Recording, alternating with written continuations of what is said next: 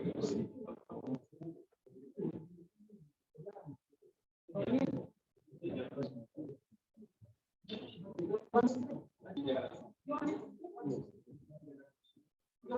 Good morning.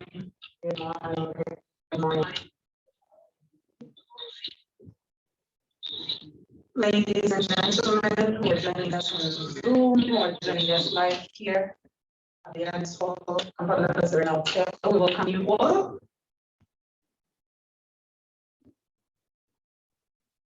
We do hope that everything is fine. We do apologize for the minutes we've lost out of it.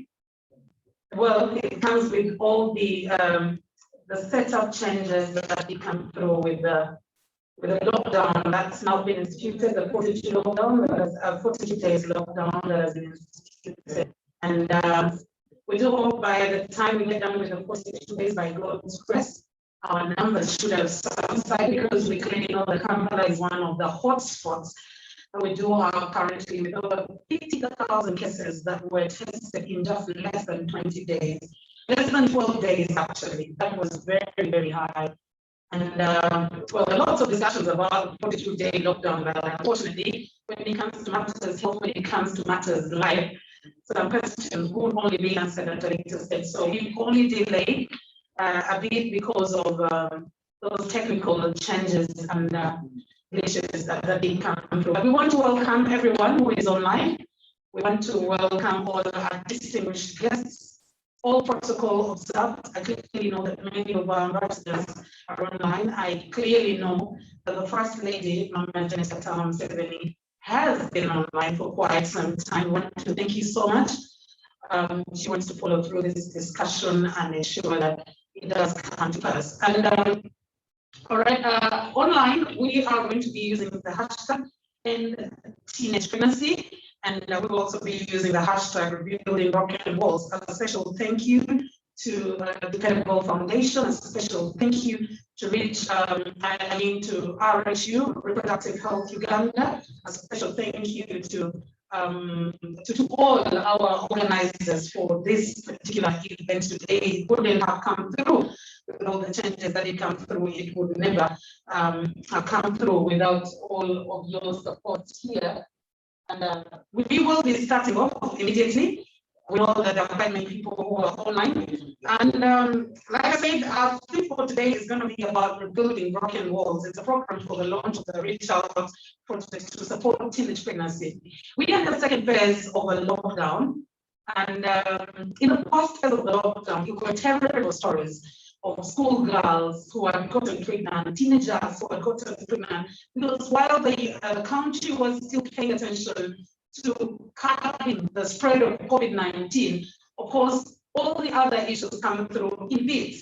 Reproductive health, access to reproductive health and rights commodities as well, they come through as a key issue. And I do remember the president on several occasions did come through to say, pregnant mothers should be allowed, people who are going to hospitals to even be able to access reproductive health and rights commodities should actually be allowed to go ahead and get those. I was looking at the statistics according to the Uganda Demographic Health Survey, and that was in the year 2016.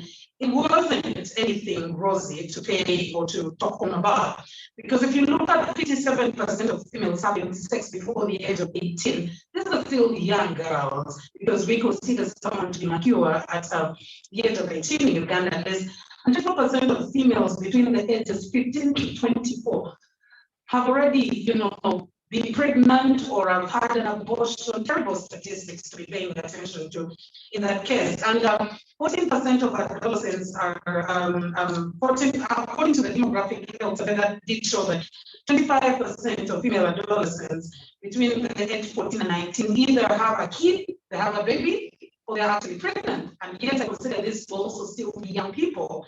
And 14% of these adolescents are female and 16% are male who either had sex before the age of 15. 15, this is still children at the end of the day. So this is the very reason why we are having this conversation this morning here. Once again, I want to welcome our audience that is online and our audience that is right here live at Serena Hotel. Ladies and gentlemen, my name is Mildred Tuhaise. I'm glad to be your agency this morning, or your host this morning, and of course, I work with the Next Media Services and BBS Television as a news anchor and show host. Without wasting any more time, I will request a volunteer here to give us an opening prayer, because this is a country that gets to fear, that fears God, and our motto clearly states to that dinner. I don't know if I can be able to have dinner and give us an opening prayer. It's a fearful nation, what fearing nation, and that is why we need an opening prayer and be able to kick off immediately. Dinner is here. All SOPs are observed here as we go on with our program. Thank you. Planning for this day, Foundation, think the nation at large,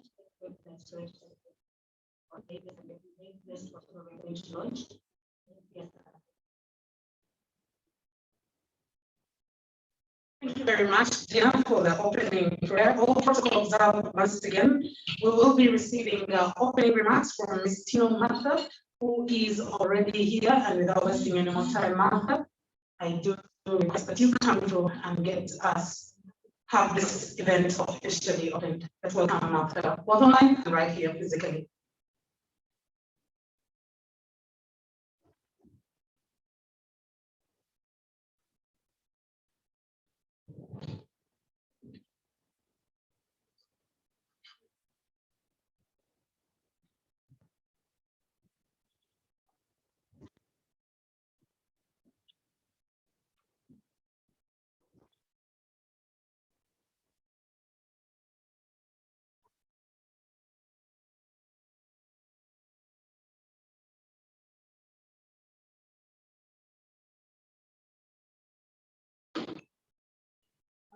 Thank you so much, Mildred Tuhaise.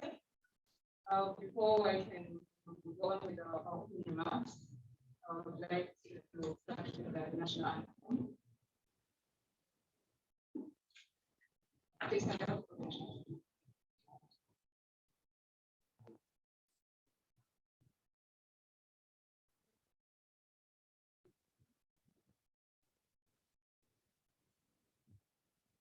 For Uganda, may God uphold thee. We lay our future in thy hands. United people, liberty together will always stand.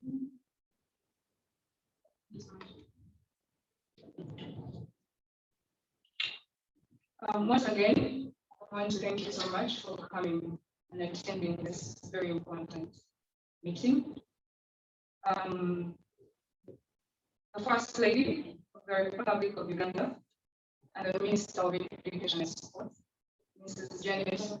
Kataaha, Museveni, the UN Resident Coordinator and Designated Official for Security, Excellency Mama Rosa Malango, and the respective dignitaries, ambassadors, all protocols. Allow me to begin by saying that it is an honor for me to address the distinguished gathering. On behalf of the Dependable Foundation, I am delighted to welcome you all on this special event, the launch of our program, targeting teenage experiences. My name is Serena Hotel, and I'm one of the founding directors of the foundation. I hold a bachelor's degree in oil and gas management from Uganda Technology and Management University, a certificate in business continuity and health and safety from Person Business Training.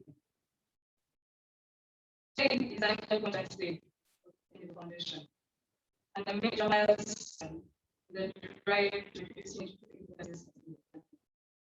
I would like to thank First Lady Mama Kataaha, and the UN Resident Coordinator, the designated officials. for their efforts, and not forgetting His Excellency President Benjamin Sseruyange, the President of the Uganda organization. Over the next 5 years, one of our key priorities of this foundation is to drive an ongoing life-web resource where communities and stakeholders are involved in this issue to make it pregnancy. As a foundation, we are committed to helping young women and adolescents rebuild their lives, especially in these trying and overwhelming times when Uganda is being named as one of the countries with increasing rates of COVID-19 cases and deaths today. Teenage pregnancy is a public and community health issue that is on the rise in Uganda, with 1 out of 4 girls aged 14 to 19 years either having a baby or are pregnant. Yet adolescents make up a quarter of Uganda's population. However, factors like gender-based violence, poverty, HIV/AIDS, early childhood marriages, and low access to education has become a hindrance for them to achieve and become the best.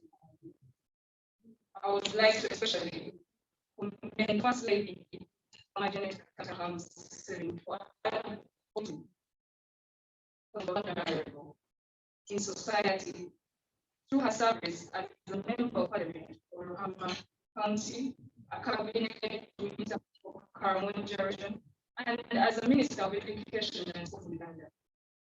Her efforts support women and initiate programs for young people and vulnerable children, while initiating a platform for development and underdeveloped. We appreciate the efforts as a mother of the nation. I would also like to extend our gratitude to the UN Resident Coordinator and designated official security, Excellency Rosa Malango, for her immense influence and mentorship in giving young people and women a new hope and life-changing opportunities today. She has been at the forefront mobilizing and facilitating and supporting social and economic issues affecting women, youth, and children through agriculture, innovation, and business programs. Because of her efforts, Uganda has been recognized as a model country of development. Thank you for pushing and extending Uganda to the world. Today, we have witnessed the world come to a standstill. The life as we know is not as it is before. It is now grappling with the impact of COVID-19 pandemic, socially, economically, and politically, in all sectors, including health and education. Life for most people has now reduced, and people have been forced into isolation, and stricter measures have been put in place. Restrictions on movement has seen a lot of thousands of families unattended to. And because of this, they are struggling for survival. Among these are adolescents. These are children aged 13 to 19 years. They have been expected to bear the burden of the indirect pandemic effects. The closure of schools has seen an increase in early unintended childhood pregnancies, HIV, and other sexually transmitted diseases. And because of this, there is an increase in gender-based violence, the inability to access basic immediate needs and time and uncertainty, pushing them into exploitative environments, especially for girls. Programs, we are looking forward to focusing on response institutions and societies to reinforce the role of parents and make young boys and men to be responsible about sexual health, self-respect, accountability, and making better decisions about their sexuality. The Dependable Foundation is pleased to work with its partner through the planning and global aviation in the development to expand our programs beyond our course. In this, we are able to provide a range of services and allow vulnerable teenage pregnant mothers and adolescent males to have access to high impact services. We remain committed to making society responsible for various programs, among them related to early childhood pregnancies. Contributing to the country's achievement of inclusive and sustainable development. Edma, I would like to end with this. An Irish philosopher, Edma, he says, not only what are the prevailing sentiments that occupy the minds of the young people, and I will tell you what is really the character of the next generation. This goes on to say that we cannot do this alone as dependable and as people of the land. It is our responsibility to build a haven for the girls and boys to empower them through learning. We look forward to a fruitful partnership for many years to come. Thank you so much.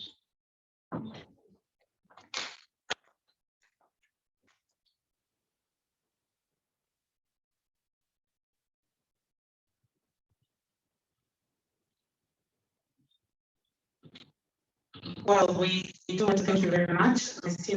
Martha and the Dependable Foundation for helping this to come through.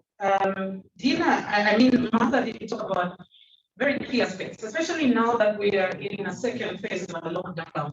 I want to believe that in life there are two sides to a coin, each and every other time.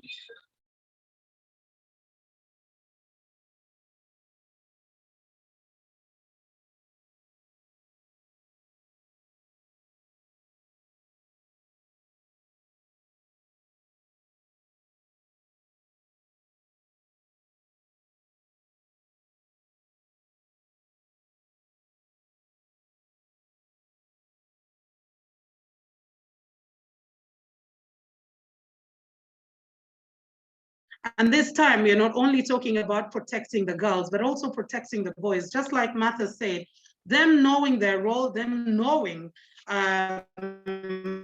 what exactly is about the entire reproductive system. Things that we've shied away for a long period of time are discussions that we ought to start having in our homes, in our houses, depending, of course, on the age bracket.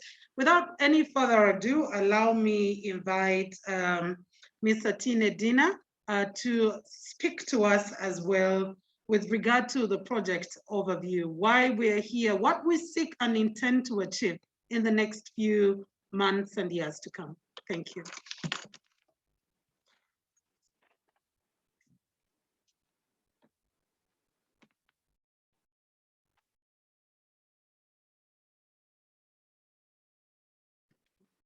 Good afternoon.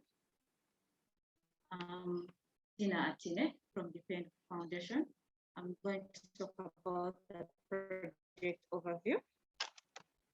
And yes, it's going to be displayed.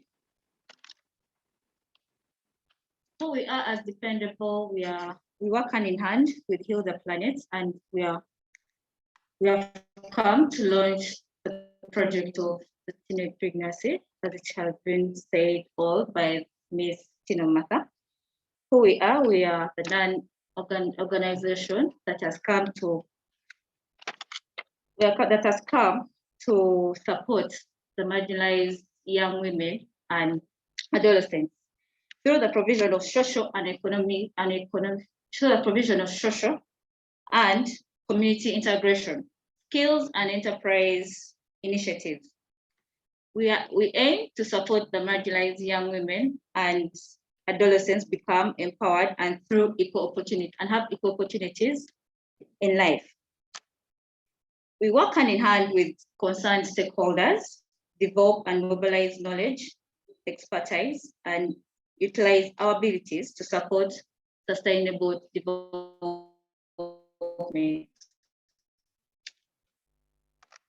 So our vision as Dependable is to create a world of hope comfort to young women and adolescents. Our mission is to empower and strengthen the lives of vulnerable young women and adolescents, help them reach their life potential by eliminating barriers through providing opportunities. One of our goals, we have very many goals, to improve the state of welfare of the disadvantaged, to promote peace and justice within communities. With the purpose of our vision, we also have the values that govern the foundation together. We have the organization integrity, that we pursue honorable initiatives in the transparent and ethical manner. We have empathy, that we understand the challenges in the society and we strive to help them strive to reach their goals. About the project. The project aims to reduce the negative impact of early childhood pregnancy and abortion on socio-economic conditions of adolescent girls and boys in the brackets of 13 to 19 years in 8 sub-regions of Uganda, and promotes the inclusive of and promotes the awareness to involve the boys, adolescent boys and men in these pregnancy preventive programs. Our objective of the project is to economically empower adolescents to economically empower adolescents to actively compete effectively in initiative ideas, to encourage the boys and men in building effective preventive programs on teenage pregnancies. Another objective of this project is to enhance career perspective for all adolescents and also promote mental strength among adolescents. Our impact as Dependable and Heal the Planet for this project is, after 5 years, we believe that the teenage pregnancy would have reduced by 60% in Uganda, based on the program activities in relation to 2030 Agenda for Sustainable Development Goals. 75% of men and boys will be involved in the grassroots activity to reduce the teenage pregnancy. 55 of stakeholders will be involved in the capacity building and development of the teenage pregnancies and boys, hence boosting the economy of the country. The basis for the project. Majority of countries with adult pregnancy levels above 30% in the sub-Saharan Africa and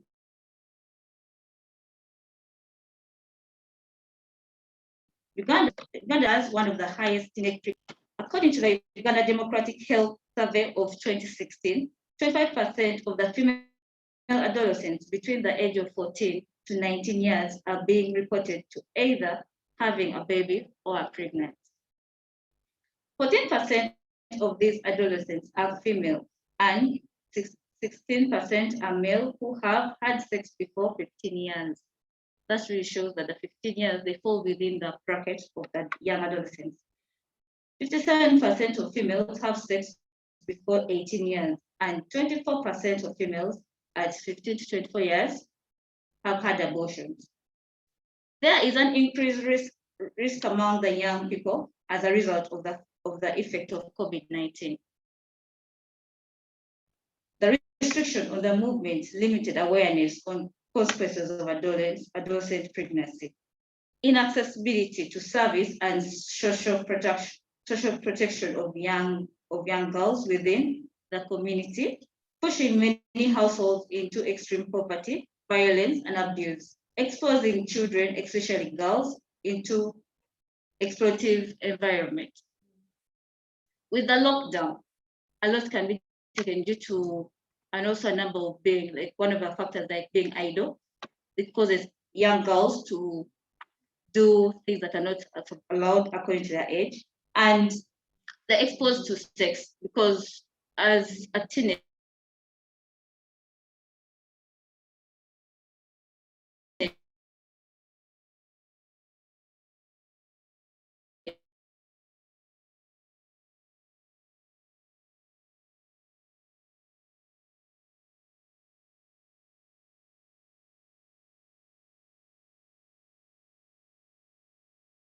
it leads them into early sex due to their high, the teenage pregnancy. The numbers went high due to the lockdown because of the idleness, and also the other little low-level participation of parents involved in the teenage life and adolescent boys. So the premier, according to the premier 2020 police report, stated over 4,442 cases of defilement reported between January to April 2020, including cases of pregnancies indicating vulnerability of girls to sexual violence and exploitation. The report on adolescent pregnancies in Uganda during the COVID and post-COVID-19 lockdown identified the eastern region, in particular Busoga region, with the highest cases of 28% to the national average of 25%. In a Acholi sub-region, 6 out of 10 districts recorded over 4,062 cases in the first 5 months of lockdown, according to a report from the Human Rights Focus Uganda 2020. While in Nsingiro, the Health Management Information System estimated about 3,000 girls aged 10 to 19 years married off annually. Preventing adolescent pregnancies has been on a high global agenda since 1970s. Yet it takes 2 for pregnancy to occur. The need to include boys and men in eradicating teenage pregnancy is very vital in encouraging equal responsibility. There is need to make boys and men responsible about their sexual behavior through self-respect, accountability, and making better decisions about their sex life. The task priorities we have as Dependable. There are 5 task priorities we have as Dependable, and each of it has what it will look like after the 5 years, after 5 years of the project. What we intend to do, what we intend to implement. 1 is the community awareness and social rehabilitation as immediate relief for adolescent pregnant girls. 2, holding awareness dominated forums to efforts. Holding health camps in regional referral hospitals for adolescent pregnant girls and adolescent boys and men twice a year. That's part of the first strategy we had laid for the project. Economic development on livelihood of affected adolescents for both girls and boys in the societies. What success will look like for what we intend to implement to reduce significantly, since our program teams are structured to make sure all activities are effectively carried out. What we intend to have dependable foundation teams in every region. In the country, we have 70,000 districts and more. But from each district, we have 5 to 10 girls coming. We have five teams from each district. So as Dependable, we shall work hand in hand with the village teams of the government to ensure the success of the project comes pass. And number 2 of the strategy, we include men agenda in sexual, reproductive health, and adolescent pregnancy prevention. We have built male forums that focus on building and empowering adolescent adolescents in making positive attitude in sexual growth. What we mean by that, we shall have that you have to reduce teenage pregnancy. You can talking about our programs and services. What the programs we have as Dependable Foundation. The first program we tend to have in the next 5 years. We are expanding our programs beyond our core to provide a range of service and allow vulnerable teenage girls, mothers, and adolescent males have access to high impact services. Our focus remain on adolescent pregnant girls and men. We intend to outline new approaches to deliver our core programs to improve adolescents while we explore how we can serve a broader society. One, we have one of the programs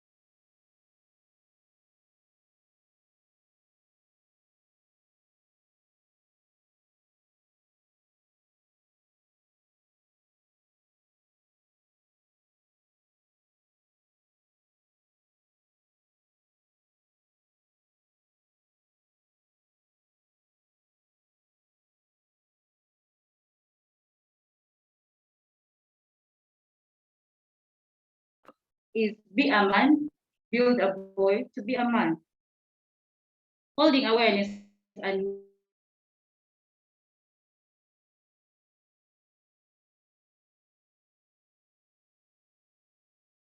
male-dominated forums to integrate things and the men to help us reduce the teenage pregnancies in Uganda. Because when they're told and they have knowledge about the sexual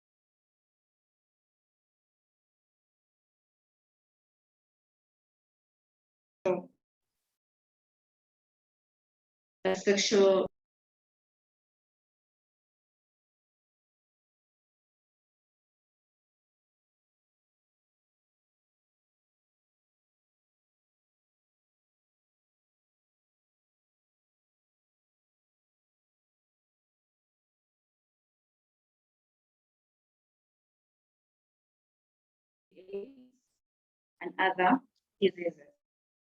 This education drive is a group-based sitting of 5 to 10 village level.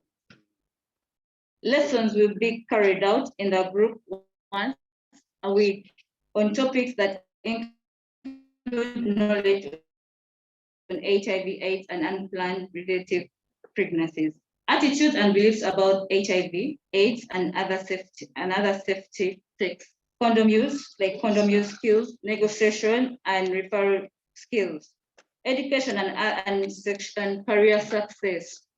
That's about the programs that we have in the project. The goals we tend to meet in the project in this next 5 years. We plan to decrease the rate of the pregnancy by approximately 60%.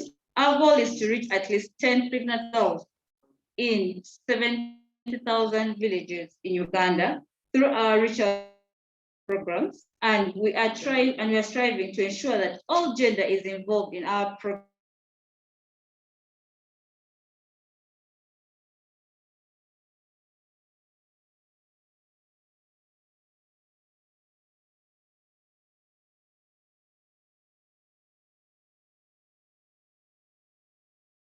to vulnerable adolescents and young women.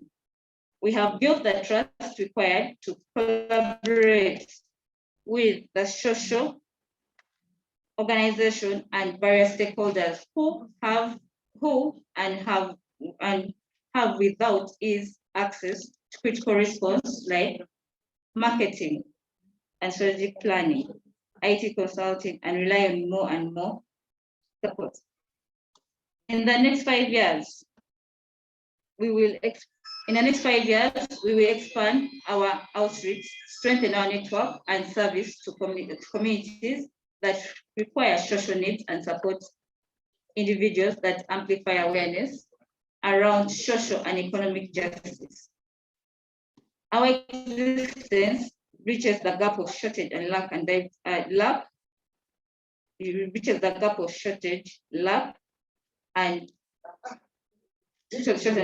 in opportunities. We as the Dependable, we reach out, embrace, and rebuild. Thank you.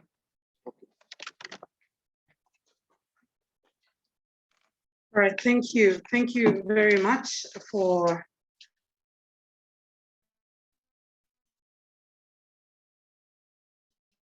getting us through what we intend to do. Very important one to be dealing with. And I love the fact that we're bringing on board the young men, we're bringing on board the boys, because like Dina did say, it takes two for a pregnancy to occur. And therefore, while we are focusing, we don't need to focus only on one side that is affected the most, or the girls who will have to carry the pregnancy for the 9 months with all the complications, with everything that would come through.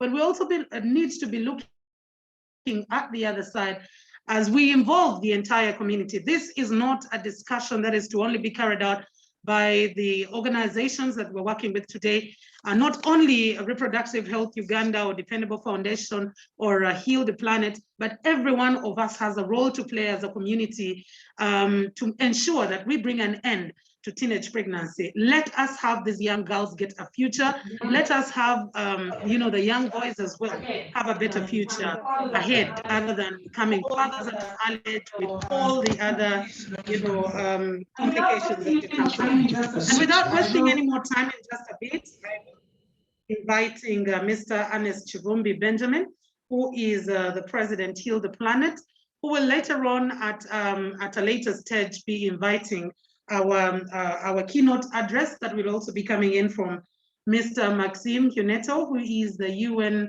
Women Head. And then later on, we will also be hearing from our guest of honor, who will be speaking to us about what this means for a country like Uganda and what it will actually with regard to the status quo that currently exists. So kindly, ladies and gentlemen, online and right here at Serena, allow me welcome Mr. Ernest Chivumbi Benjamin.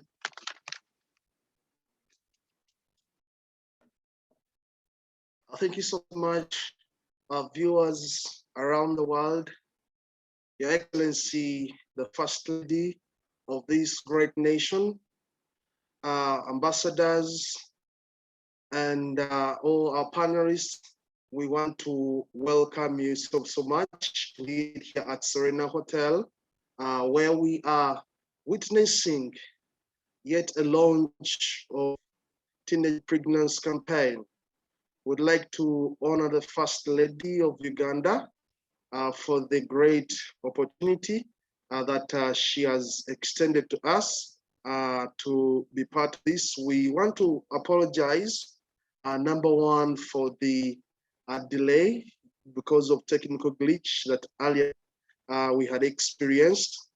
And the First Lady patiently has been around for more than 3 hours waiting for this. Ladies and gentlemen, I'm going to, as I don't know if Mama is ready, but if she's not yet ready because her video is not yet up, we can have the United Nations resident coordinator, and this is none other than Dr. Maxime Hontan, representing the RCC. Let me allow him to come in. Thank you.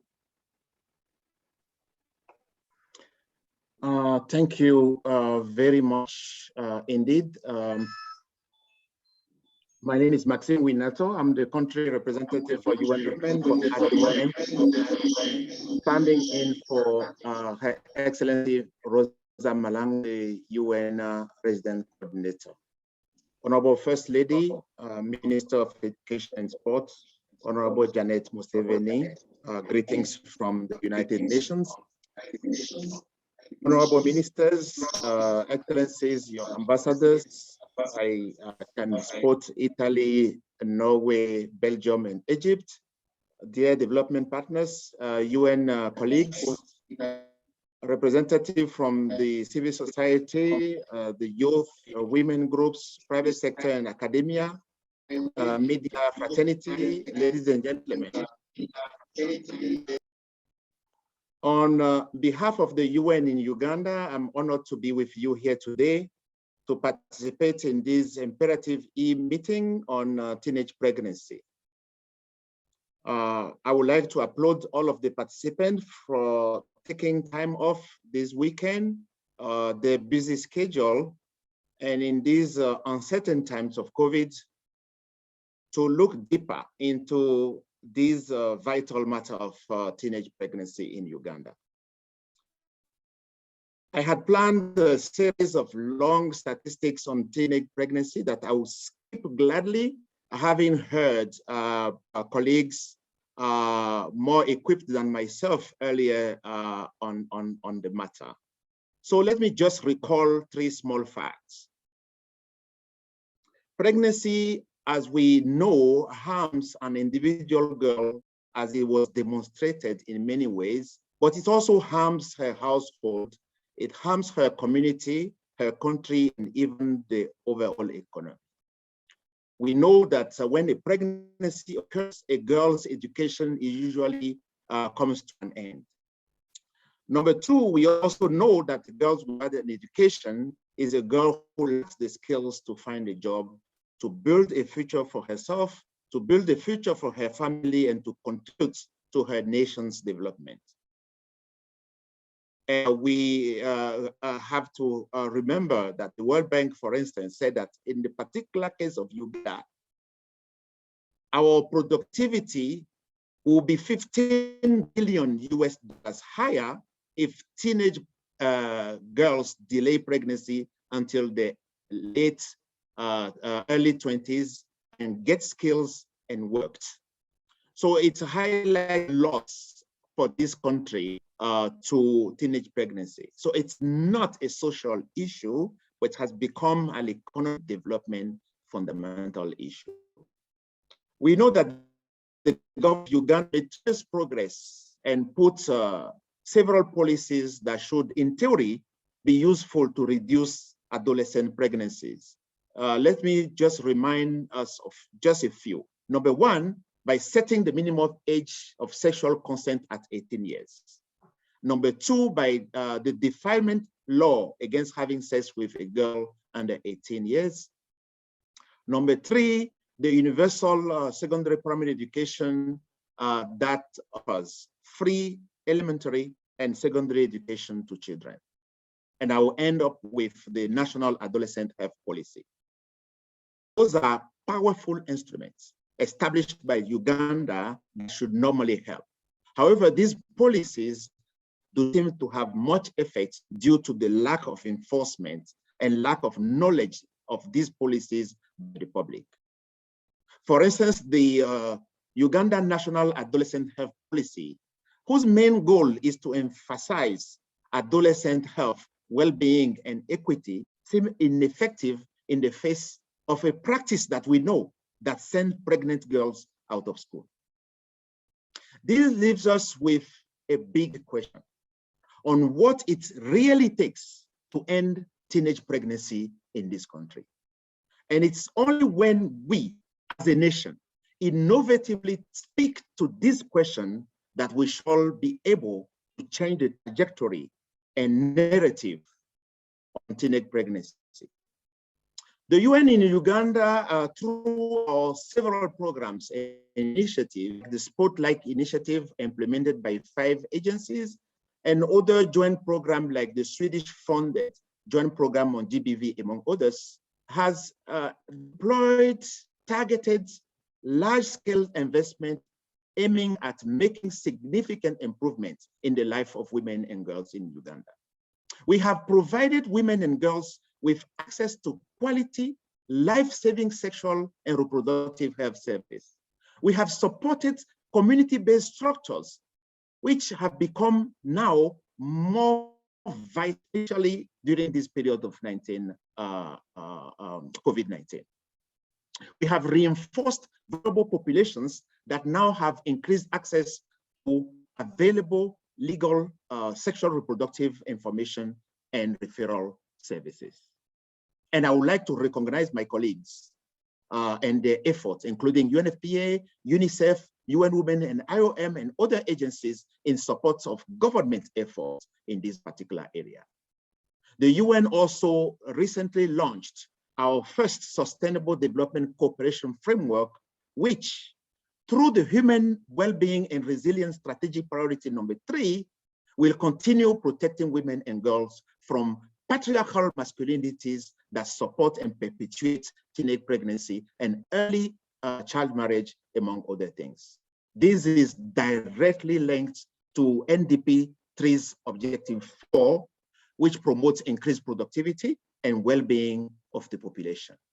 I believe that we need to do more together to end teenage pregnancy in Uganda. Government needs to create a supportive environment to protect young people from sexual abuse and exploitation, enforce law on rape and defilement. Government also needs to provide young people with age-appropriate, timely, and comprehensive sexual education. This will empower young people with critical thinking and decision-making skills so that they can make responsible choice to delay sex or have safe, responsible relationship to avoid teenage pregnancy. The communities on their part need to condemn child marriage and enforce existing laws against child marriage to enable girls to delay marriage and family formation until adulthood. Parents and community members also need to promote girls' education, including second-chance education for girls who get pregnant. Where girls become pregnant while they are in school, parents and the school's authority should implement policies to enable teenage mothers to return to school immediately after giving birth.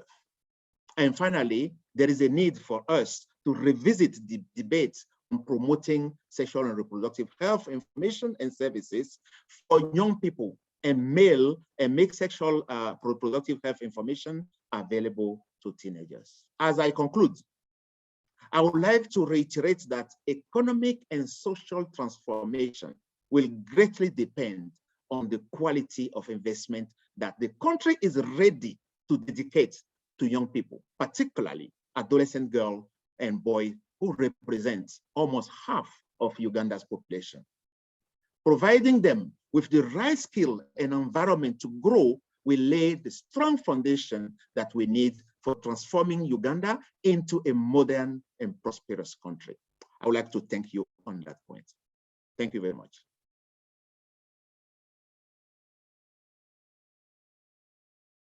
Here at Kampala Serena Hotel, and I want to say thank you so much. Dr. Maxim Hineto does raise fundamental issues, especially when he did hint about second chance. I have worked at an organization before where one of the leaders was actually a lady who had gotten pregnant at a young age, but her parents accepted her a second chance to get back to school and study. And she had risen through the ranks to management level. So that is very key, because many a times in homes and for parents, when the girls get pregnant, it is more of a sentence, like that's the end of the world for you. That should not be the case. We consider that a mistake. When it has been, encourage these young girls to go back and concentrate and build a future. He also does talk about, communities contending with child marriages. We know of communities that have watched young girls get married and they just keep quiet about it and enjoy the ceremony and attend these ceremonies. That should be a no-no in a country like Uganda that is also dreaming about going to the middle income status countries. Like I said earlier on, it is our role as the community, all of us, to join hands to ensure that we bring an end to teenage pregnancy. What better way to speak about a situation than get a first-hand testimony from someone who has experienced teenage pregnancy? Probably we're talking about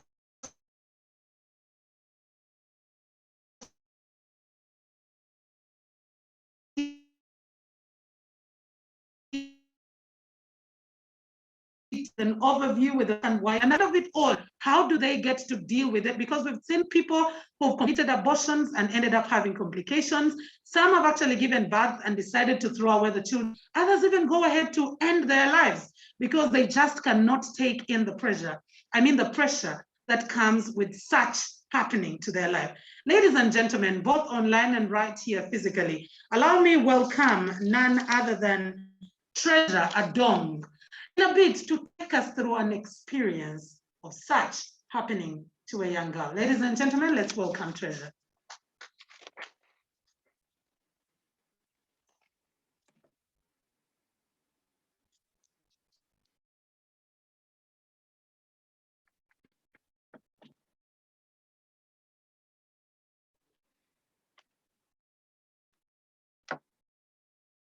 All protocol observed.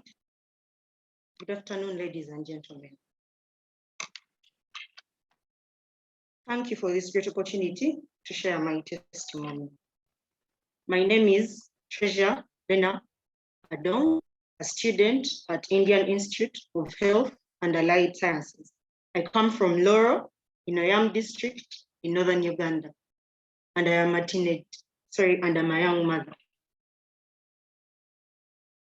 According to the World Health Organization, the majority of the pregnancies and births are neither planned nor desired, but a few are. Teenage pregnancy is caused by a variety of circumstances, such as insufficient education and early sexual engagement. Premature labor, intrauterine development radiation, low birth weight motility, genital fistula, and obstructed liver are some of the complications that come with teenage pregnancies. In Uganda, COVID-19 has caused a secondary catastrophe. Girls have had limited access to health services as a result of the pandemic, and prescription medication has been very scarce. Others have engaged in transactional intercourse with males in their need for money to get basic needs like shelter, food, and clothing. I was and still am very glad when I bought the launch of this campaign against teenage pregnancies.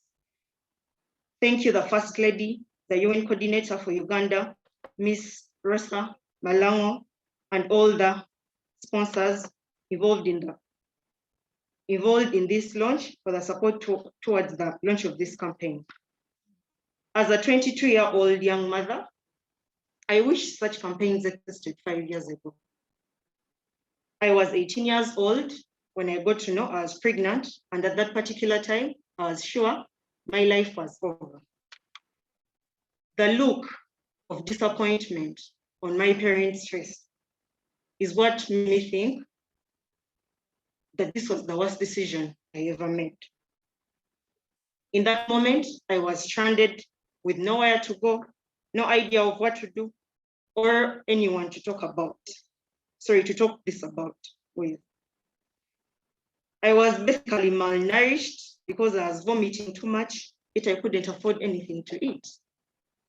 With pregnancy comes all these cravings, but I couldn't get anything I wanted because I couldn't afford any of it. At 6 months of pregnancy, I was still wearing the same clothes I had before pregnancy, torn trousers, a shirt that was no longer fitting because my belly was starting to show. I constantly wondered what my child would look like, whether he would have limbs, eyes, or a head, because I wasn't going for any antenatal services since I couldn't afford any. I vividly recall this particular incident at one of the public health facilities where I was referred to by a very close friend. Nurse told us, and I quote, "Mwasalawo kubayisa bubi olunaku lwe mwasalawo okufuna ezo embuto. Kati temwewuunya nze okuba nga sibalaga kisa." Translating to, the day you decided to get yourselves pregnant, you decided to be treated badly. So don't get surprised by me treating you this way.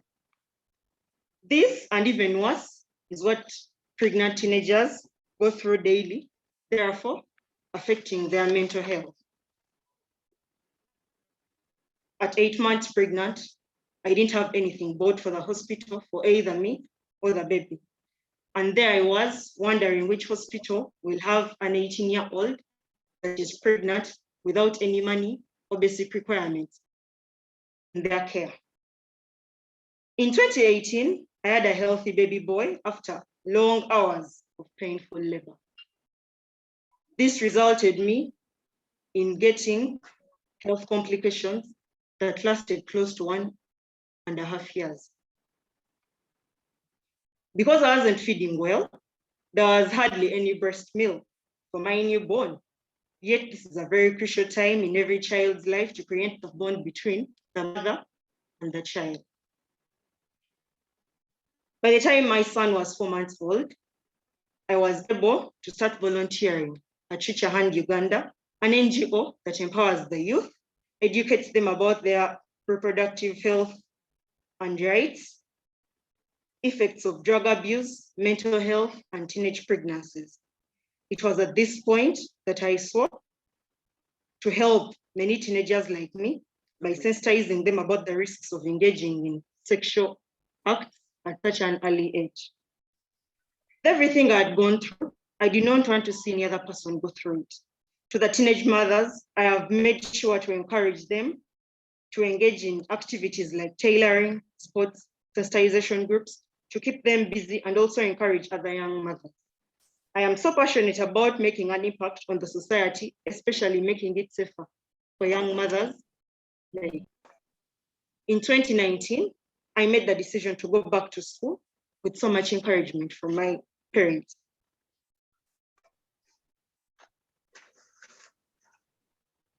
I am doing a course in medical laboratory technology, and I am very determined to keep fighting the good fight aimed at becoming a medical technician. Having a child as a teenager is very challenging, but it doesn't stop you from accomplishing your dreams of becoming the lawyer, stylist, nurse, chef, or engineer that you wanted to. However, I faced many challenges such as lack of tuition, transportation to campus, school requirements, basic needs.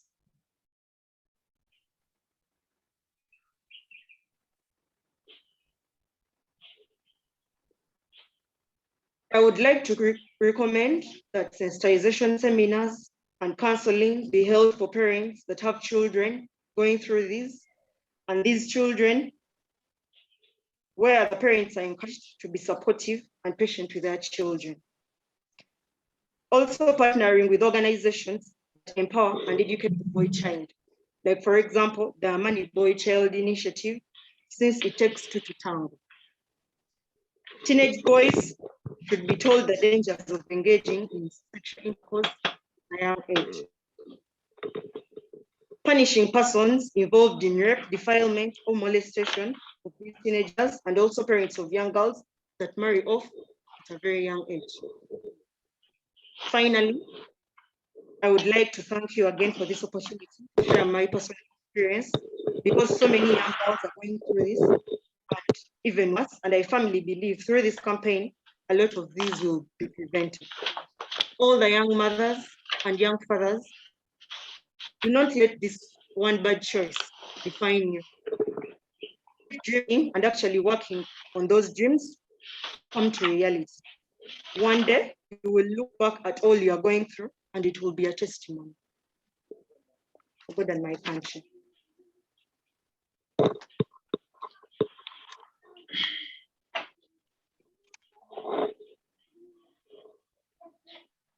Wow.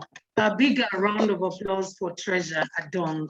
At least for those who are in here and are able to clap, let's give her a round of applause. And those who are online, what a story. What a story. And this is what many girls go through. I've, as a journalist, covered a number of stories about teenage mothers and teenage pregnancies. And unfortunately, now this gets me to realize that there is a little bit more training that also needs to be given to some of our health workers, because some of them even go to an extent of shunning of, healthcare facilities because they are just tired of the scolding and scorning that goes on at the health facilities. Not to even talk about the fact that you are a 17-year-old or 14-year-old who is pregnant, and you're in the same queue with 40-year-olds or 30-year-olds, adults basically, so to say. And just the intimidation that comes with that, it is a totally different environment being at the hospital, and yet in actual sense, these young girls need to get the facilities at the healthcare centers. So I think that is one thing government as well needs to look into. How do we deal with the fact that, yes, there is a bad choice that was made, but the life of the young mother together with the young unborn baby all need to be taken advantage of. And we have a tomorrow for them. And like Treasure was saying, do not let this one bad choice define you. I hope that if we can forget anything else, let's not forget that one bad choice will define you for the rest of your life. There can be light at the end of the tunnel. And that's why we were talking about second chance.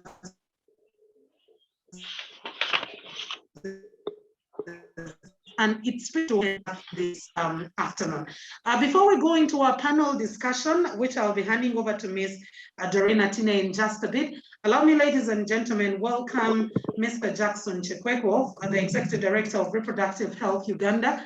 And Reproductive Health Uganda is one of the reasons that we are here, ensured that by all means, this discussion comes to pass. Dr. Jackson, you're welcome.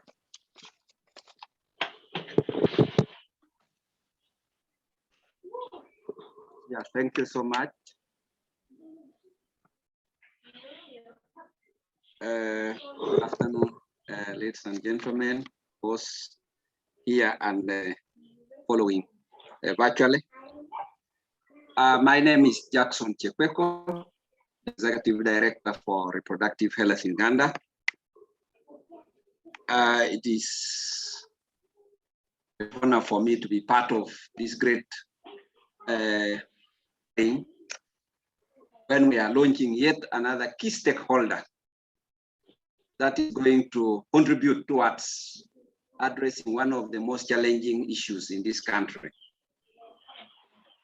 So, Her Excellency, our guest of honor, Mama Janet Museveni, the First Lady of the Republic of Uganda, Your Excellencies, the ambassadors who are online and present, representatives of the respective ministries, our colleagues from the respective civil society organizations, the media houses, the young people, our friend, the young mother, ladies and gentlemen.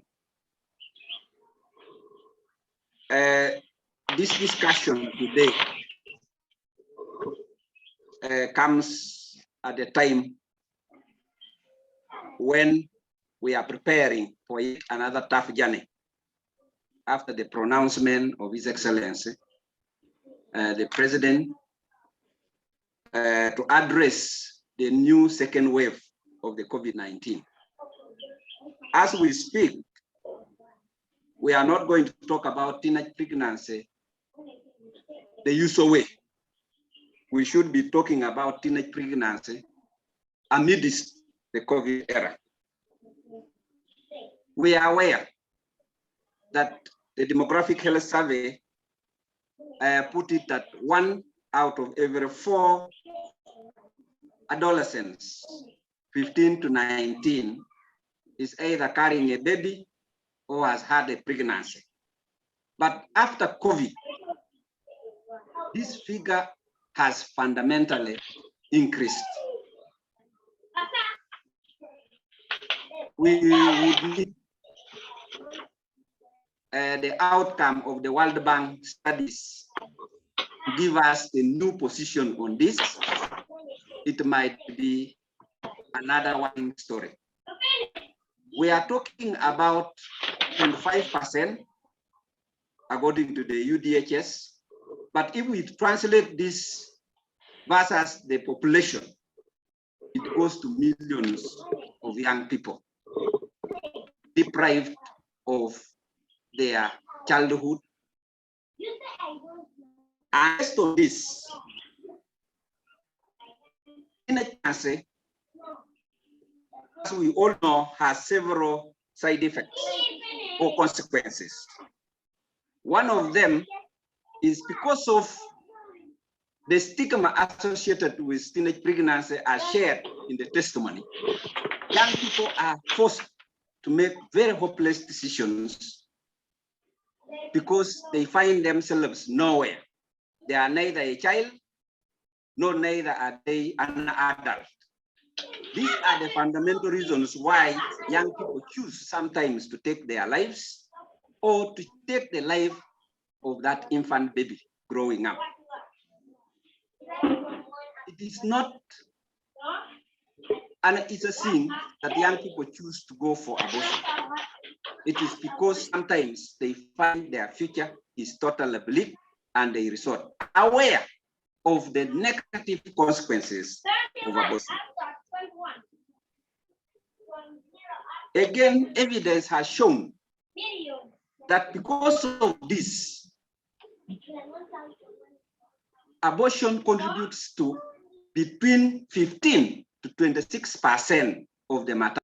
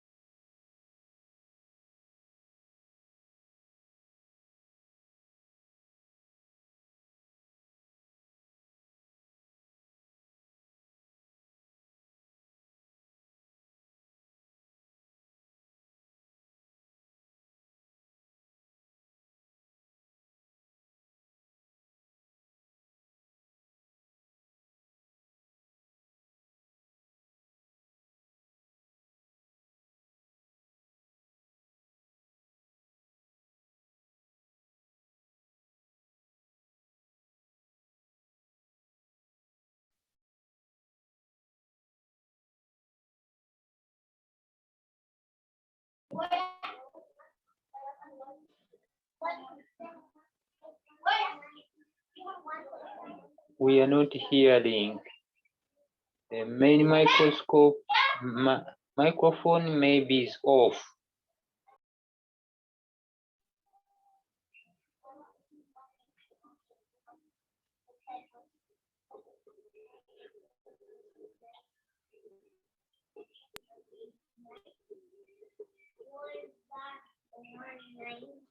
academy.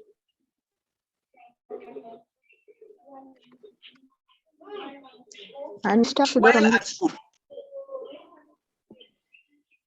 we are aware in 2018 May at Kampa Parents, Mama Janet, you launched one of the most powerful fundamental instruments in this country, and that was the National Framework for Sexuality Education. This one was supposed to facilitate empowerment of our young people in getting adequate, age-appropriate, value-based information on managing their sexuality. We are aware of the efforts you've made to bring all the sections of this country on board to embrace the National Sexuality Framework.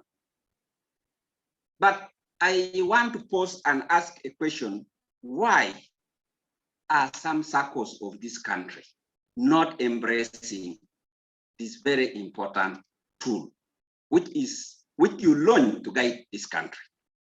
It is our wish, therefore, that through your office again, you bring this country to appreciate and embrace the National Education Sexuality Education One. By so doing, you would have put the infrastructure and you would have put the guidelines which embrace in all the educational institutions holding adolescent voice. Secondly, we need to deliberately sections of the sexuality education is included in the new curriculum being rolled out in the lower primary and secondary. We need to continuously invest in this, make that it covers the whole population in school, including tertiary institutions. Infrastructure. Part of the reasons why adolescent girls enter into pregnancy is school dropouts. And one of the reasons is challenges surrounding menstruation. We are also aware of the efforts you've put in place alongside other partners, the UN agency and other stakeholders. It is critical that this becomes a government-led program where institutions of education should have gazetted facilities for changing when the adolescent girls soil themselves, and also with the necessary emergency pads. And the efforts should also be done to have sanitary pads available, at least starting with the in-school, such that it prevents the high levels of teenage pregnancy, which eventually results into early marriage and the addendum consequences. At the communities, parents are grumbling with how to deal with adolescent children at school due to lack of empowerment with information. It is still in the knowledge of many of our communities that if you teach children about sexuality education, you are spoiling them. Evidence has also shown that young people who are given adequate information are better equipped to deal with issues surrounding their growing up and avoid teenage pregnancy, as opposed to those who don't have access to information.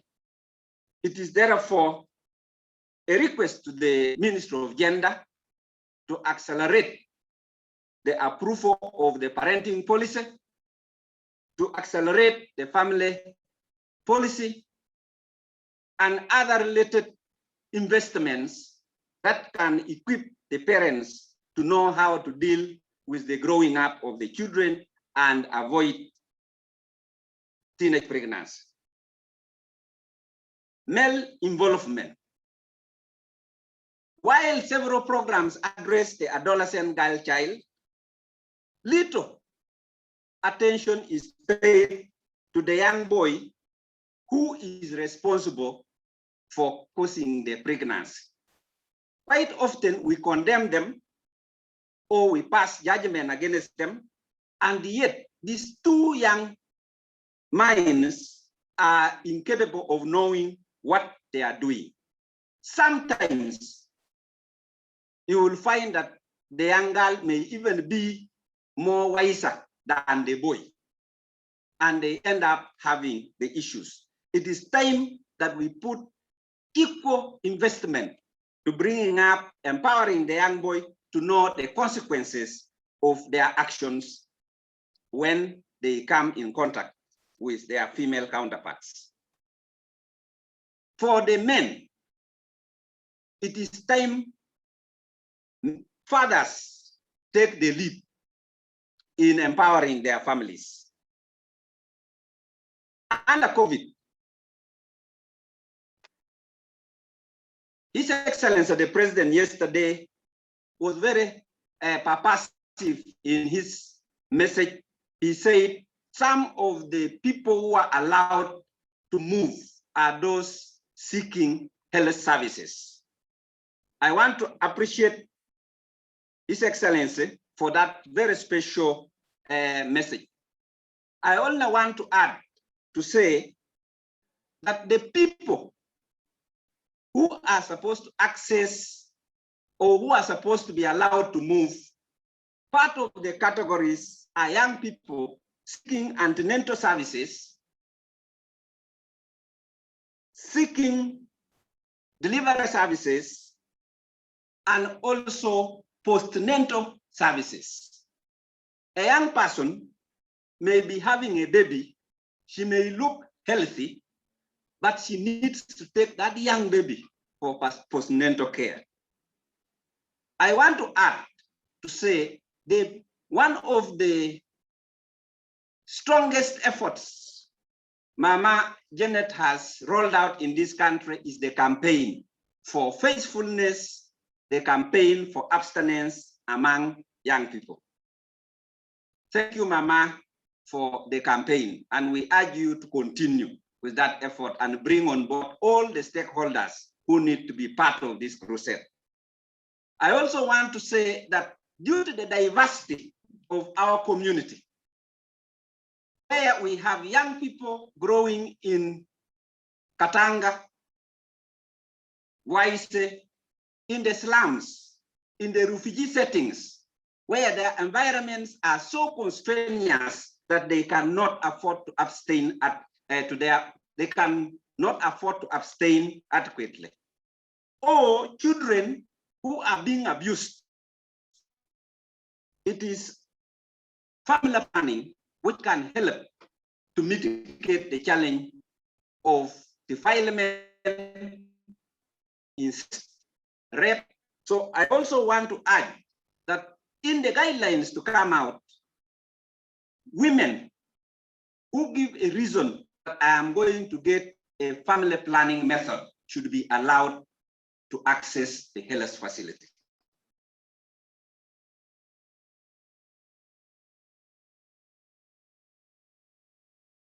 Lastly, I wish to request His Excellency, through you, Mama, that in his messages addressing the nation, he includes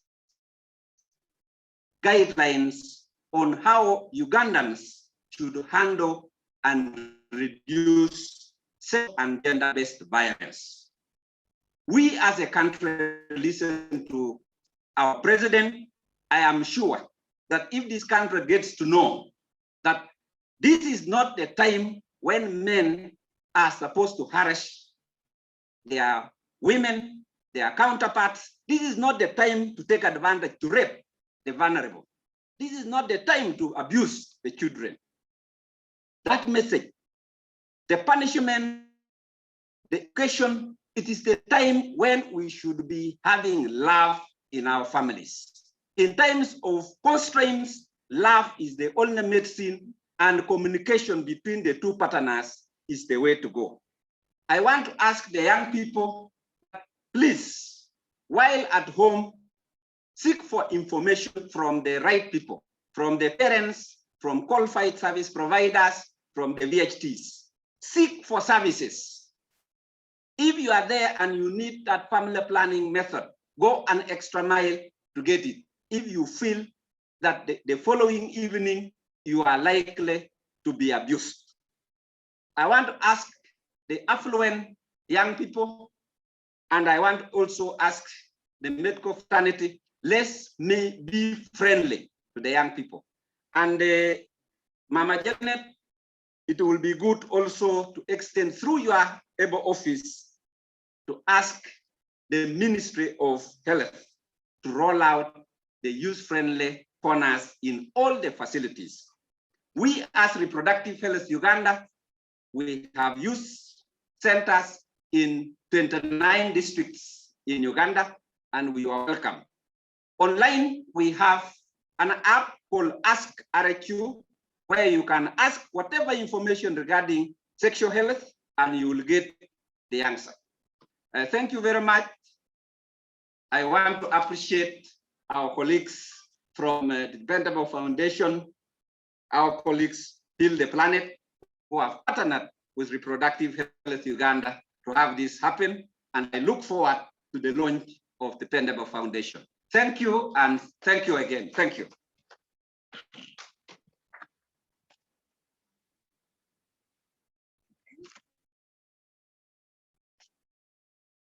Once again, let's give a round of applause to Mr. Jackson Chekweko, who is the Executive Director of Reproductive Health Uganda. There's just a lot that he has talked about in regard to teenage pregnancies and reducing them, and the access to sexual reproductive health and rights commodities in the country, especially now that we are in a second lockdown.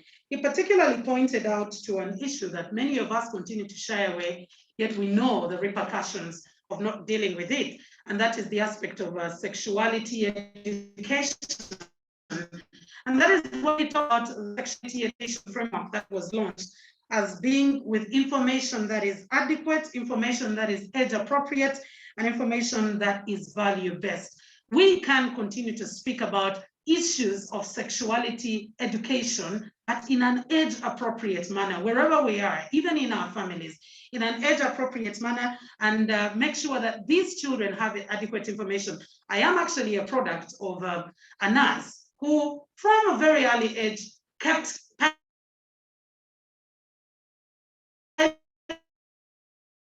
me with a lot of information were based on the information I got from her. She would take me on these outreaches when she's talking to teenagers, when she's talking to young mothers, and that actually formed the basis on which I would be able to make some of these decisions when it comes to reproduction and reproductive health. And I think so many other parents need to pick up this. We'll now be going into a panel discussion.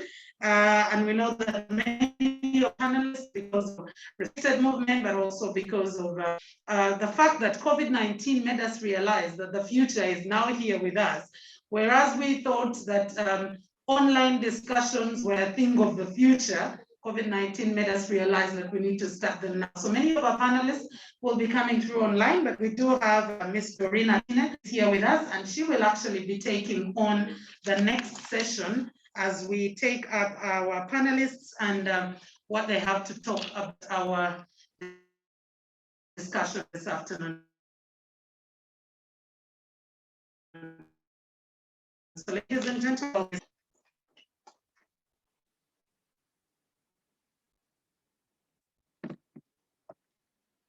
all protocol observed. My name is Doreen Atine. I'm a finance and management consultant. I'm so excited to be here, excited to be the moderator of today's discussion. Thank you. of today's discussion. We have a very rich panel, both online and those that are here physically. I would like to introduce our panelists for the day. I'm going to discuss about how to end teenage pregnancy in Uganda, or rather how to reduce it from where it is now to the mark that by Dependable Foundation team, that their dream is to ensure that the number reduces by 60% in the next 5 years. It is such a great ambition, and we look forward to working together and to ensure that it is achieved. On the panel this afternoon, we have Mrs. Alice Emasu, the Executive Director of Terrewodde. You're welcome, Alice. Could you just around, send a text? His Excellency Mazzanti, the Italian ambassador, welcome to this. Mr. Jackson just sent us to reach. You know the ED of Health Uganda. We have some Iran.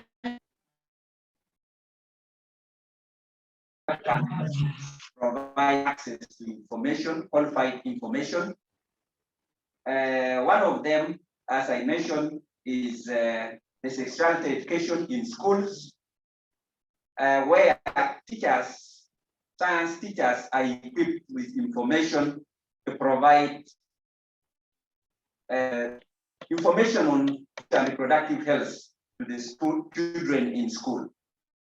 There might be inadequacies in some of the rural schools, but in a number of schools, what is supposed to be provided. We use the peer residential initiative to address HIV/AIDS. That is a national program is in the country, and it just needs to be scaled up to cover other aspects, including addressing. The other one, we have the VHTs at the local level. The VHTs are, or the village health teams, is the center one in the ministry.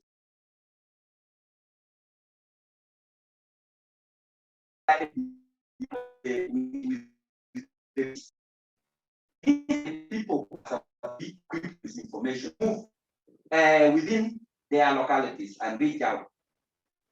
After we in Reproductive Health Uganda, we have gone ahead to also train them in distribution.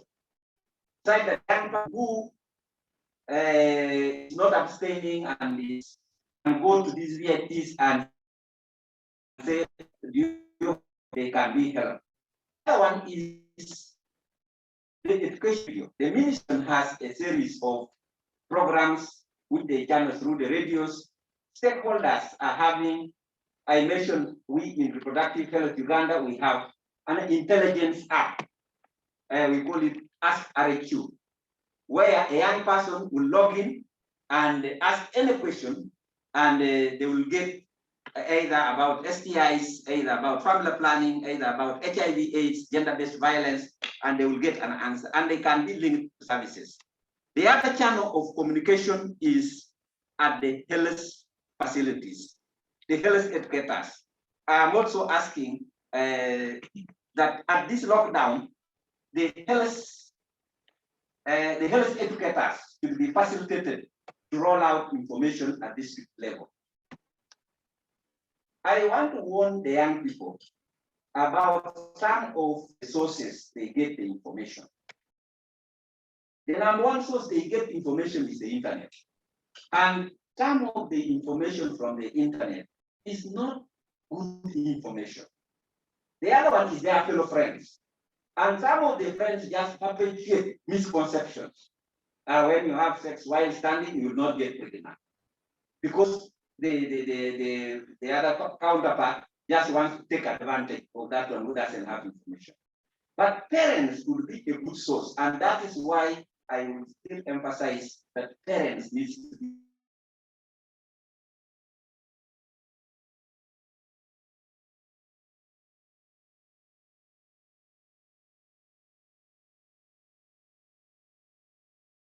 the radio. So how much are we taking advantage of the radio? The radio now is in the phone, so it's in the hands of the young person, and they listen at home. So that is some of the areas. Thank you. Thank you so much, Jackson.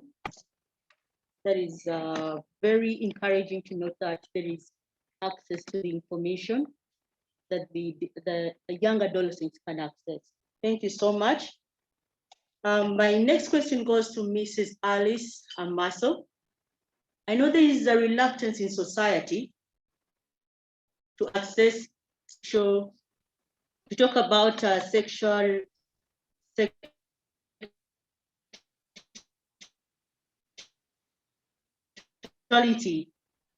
So, like, I can't speak about sex to my daughter. How do I start the conversation? How do I start it? So, Miss Alice, I'm requesting that you tell us how we can get involved to eradicate such misconceptions in society. Because, like Jackson said, the first source of information, or the most trusted source, is from the parents or society. The nearest is our parents.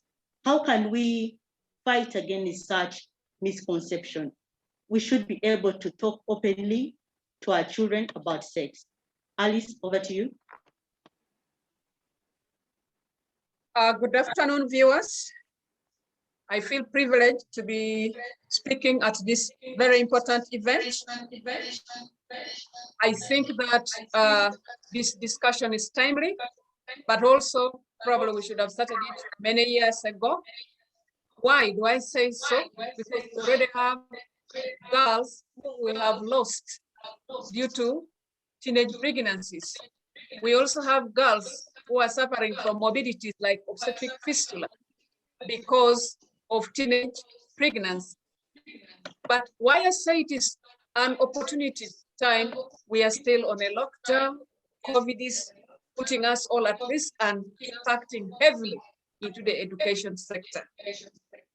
So what do we need to do? I'm saying simply one thing, that whereas society has evolved a lot and is still evolving, okay, matters of sex education and sexual health still remain mysterious. There are still a lot of misconceptions that our children and even parents are struggling with. They don't know what to do, how to go about them. There are misconceptions such as it's a boy who needs to wear contraceptives, okay, wear a condom to protect the girl, okay? The girl has nothing to do with it. She has to continue to play innocent, okay? These are still ongoing. There are also misconceptions that in order to maintain a good relationship between a boy and a girl, the boy should never say no when the boy proposes. Okay. So, I mean, and parents are also having problems as to at what point should they start talking to their children, especially the girls, about sexual health, sexual transmitted diseases, you know, such as gonorrhea. Where do they go? How do they deal with it if they have it? At Terrewodde Women's Community Hospital, which is specialized to handle obstetric fistula conditions in Uganda, we are receiving more girls as young as 14 years. When they're suffering with the fistula, they've lost those babies that have caused it. But an empowerment session with these girls, an empowerment conversations with their parents show you that both parents and the children are at a loss. They don't know how to deal with it. So we must first work towards educating both parents and our children, especially the girl children, about all these misconceptions, okay? We must tell them about the risk, what is right and what is wrong. But when I talk of we, who are we? Look at the education sector. I know that within the education sector, we have the what we call the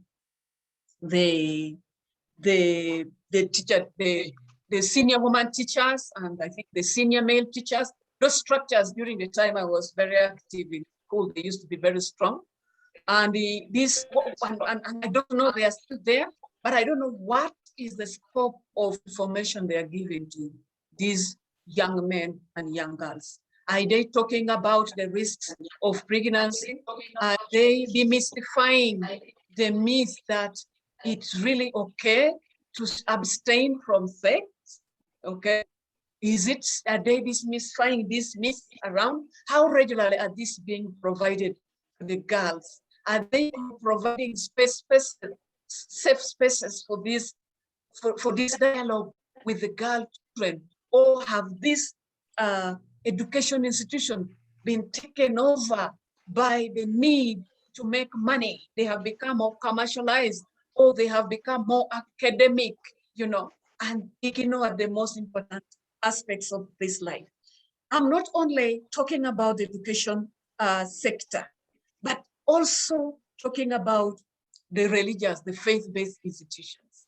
Look, we are now in a lockdown, and we are doing all our church, all our religious programs on the social media, television, whatever. But look at the messages that are being preached.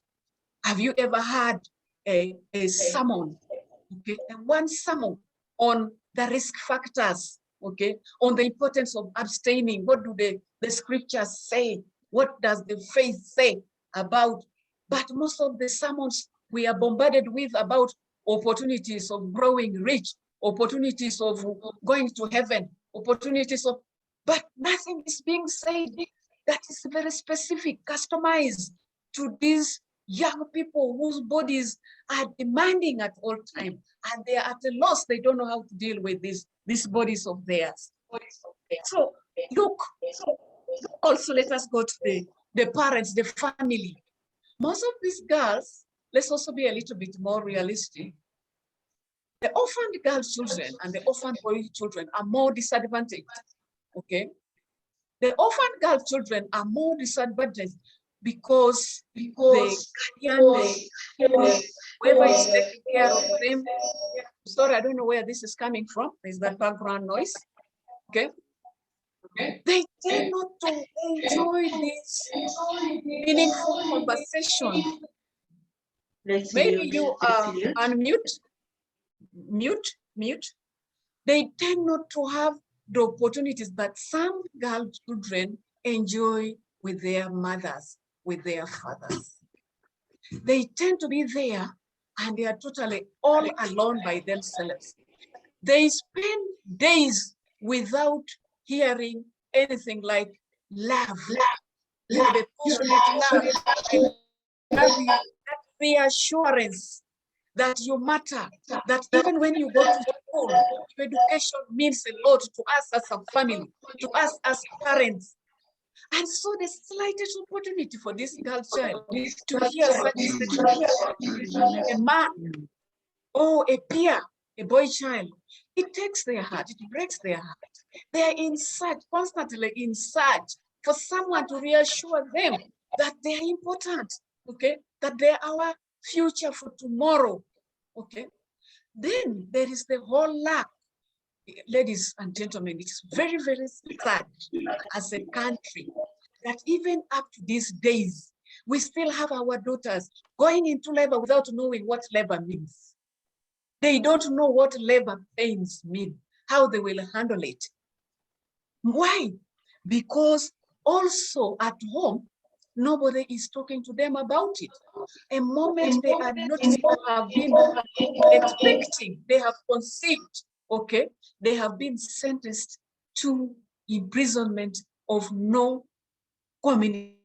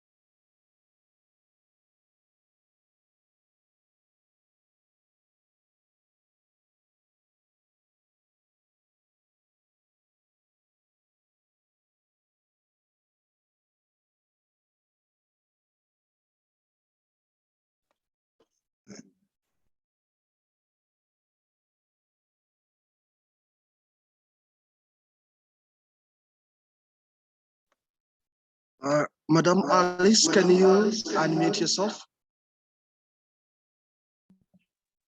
How are we empowering parents? How are we empowering families to use these beautiful laws to protect girl children, as well as empower the boy children? How are we doing this?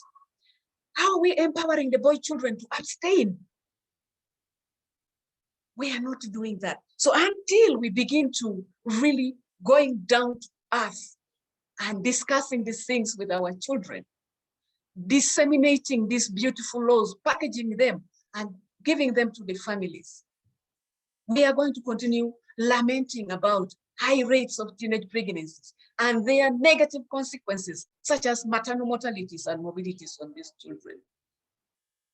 I agree with one of the stakeholders who raised the issue that even the health institutions, okay, they are also not putting into use some of these policy framework.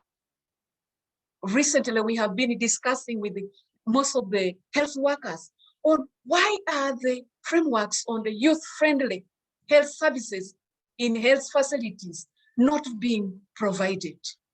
Why are they not helping us with these expecting girls?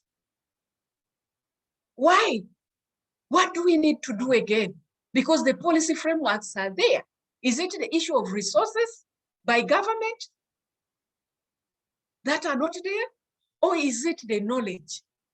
Look, the issues of fistula and maternal mortality come mostly, just wounding up obstructed labor, okay, and prolonged. But who is not knowledgeable that we still have unmet need for cesarean deliveries? In a TESO where we've worked in this fistula campaign, we've come out with at least 2 girls who conceived at 11 years old. They gave birth at 11 years old. And parents still continue to live in ignorance, okay? Ignorance that these girl children are innocent. These boys are innocent because they are our children. Until we wake up to these realities. It's also not just enough. And please do not get me wrong when I talk about contraceptives, family planning, introducing family planning education for our children. It's just like talking about let's have laws and policies. I think the most missing link in this whole thing is continuing to hide, like we are not seeing the reality. We are not giving our children information. Children are struggling to get information and they're getting pieces of information which are not accurate. Same with the parents. There are parents who are really, really yearning to begin a conversation, a meaningful conversation with their children, but they don't know what to tell them. They don't know how to do it. So it is our responsibility. And I thank these organizers of this meeting that we have our First Lady, and with due respect, at your level, at the education sector level, you can still do so much. But I also want us, the stakeholders who are here, to think about how to meaningfully engage our faith-based institutions. Engage them, because there is this spiritual aspect, which is a very important factor. Some of us survived on it, knowing that it is not a sin to abstain, knowing that it is not anything wrong with your body to abstain is very important, very, very critical, okay? So I want us to re-examine our roles, okay, at all levels. Even I can't stop without mentioning the role of the judiciary, the justice system. Yeah, we have this, but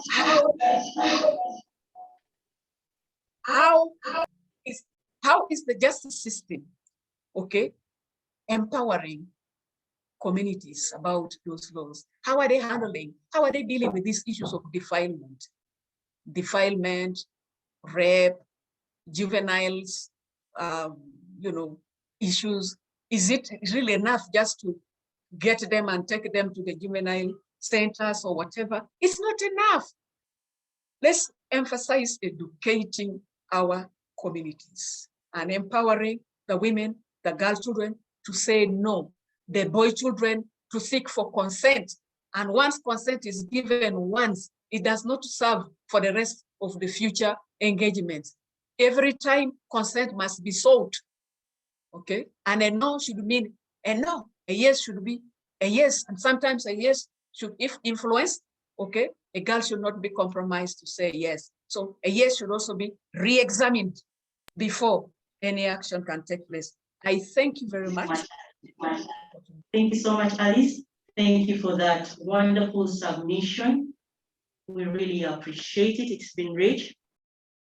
You've touched many aspects around sexual reproductive health.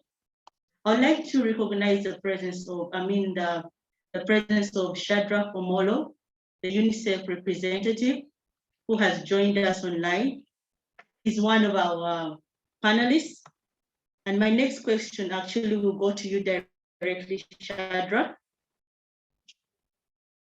Is it necessary to involve men and boys in the campaign against teenage pregnancy?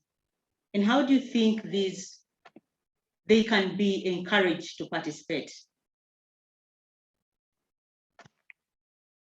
Shadrach?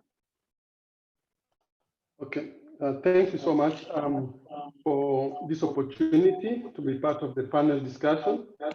And I will very quickly just really try to respond to the question that you've posed, that is it really necessary to involve boys and men in the campaign against teenage pregnancy? My quick and short answer is yes. Evidence has shown, and even previous speakers who spoke have eloquently explained, that any campaign that does not involve the participation of men and young men and boys is not likely to succeed.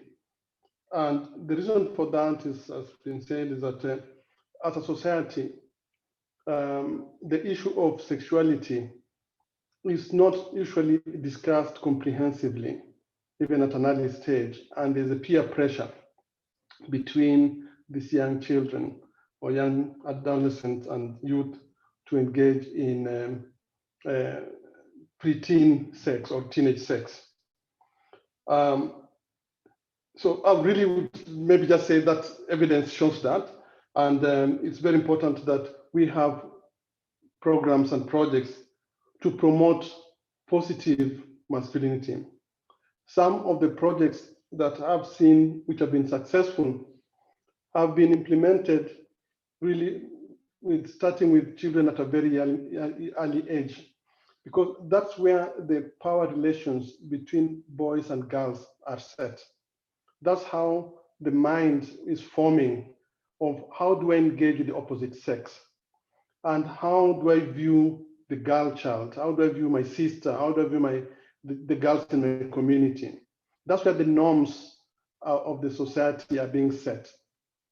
So if we do not engage them at that early stage as young boys, then they'll end up with that very different or unbalanced view of how to engage with the opposite sex.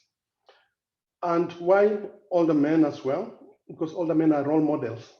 They form the role models. Young people look at how their uncles, how their fathers, how the powerful people in society are behaving with regard to the opposite sex, with women and with young girls. And they pick these habits and they see, wow, somebody is so powerful in society and this is how he or she engages. So involving men to be role models for the young men as well will be extremely important. So I really would like to maybe, in the spirit of time, I know people have been here for a long period of time. I just want to maybe to conclude some recommendations building on this. I believe Uganda, with now National Development Plan 3, has got into a very exciting development model, which is called the parish model. For us really to address this issue of teenage pregnancy, which is multi-sectoral. It's multi-sectoral. I don't think any one partner will crack it. We will need multiple partners acting simultaneously and at scale to be able to crack it. So the parish model would offer to me, a very possible entry point of engaging at the community grassroots level, bring all the partners together, and let's have a dialogue. Because when you talk about sexuality, every society has to find what works for them. We know the sensitivity which have been created by the National Sexuality Framework, but all of us agree that teenage pregnancy is not good. But the way to address it, people have got different views. Other people believe in abstinence. Other people believe that we need to provide culturally appropriate and age appropriate information. All these views, whether they're right or wrong, needs to be listened to. And we need to come with a consensus of how we're going to move forward as a society. So I believe at parish level, it's easier to have those conversations, because at national level, maybe some of these issues become very abstract. But at parish level, we just know it is a girl, a Chieng, or a girl with the name Wafula, who is pregnant, who has now missed opportunity of a lifetime, who needs a second chance. I believe those conversations are easier at the grassroots level. I will stop here in the spirit of time. I had many other points I would have wanted to give, but I'm very much aware time has gone and other speakers are waiting to speak after me. Thank you so much. Thank you so much, Ashiraf, for your insightful submission and the recommendations that you've given. I hope the public and everybody online and physically available at Serena, you've taken note of the recommendations of male involvement in teenage pregnancies. Now, my next question will go to Shagra. Could you kindly mute?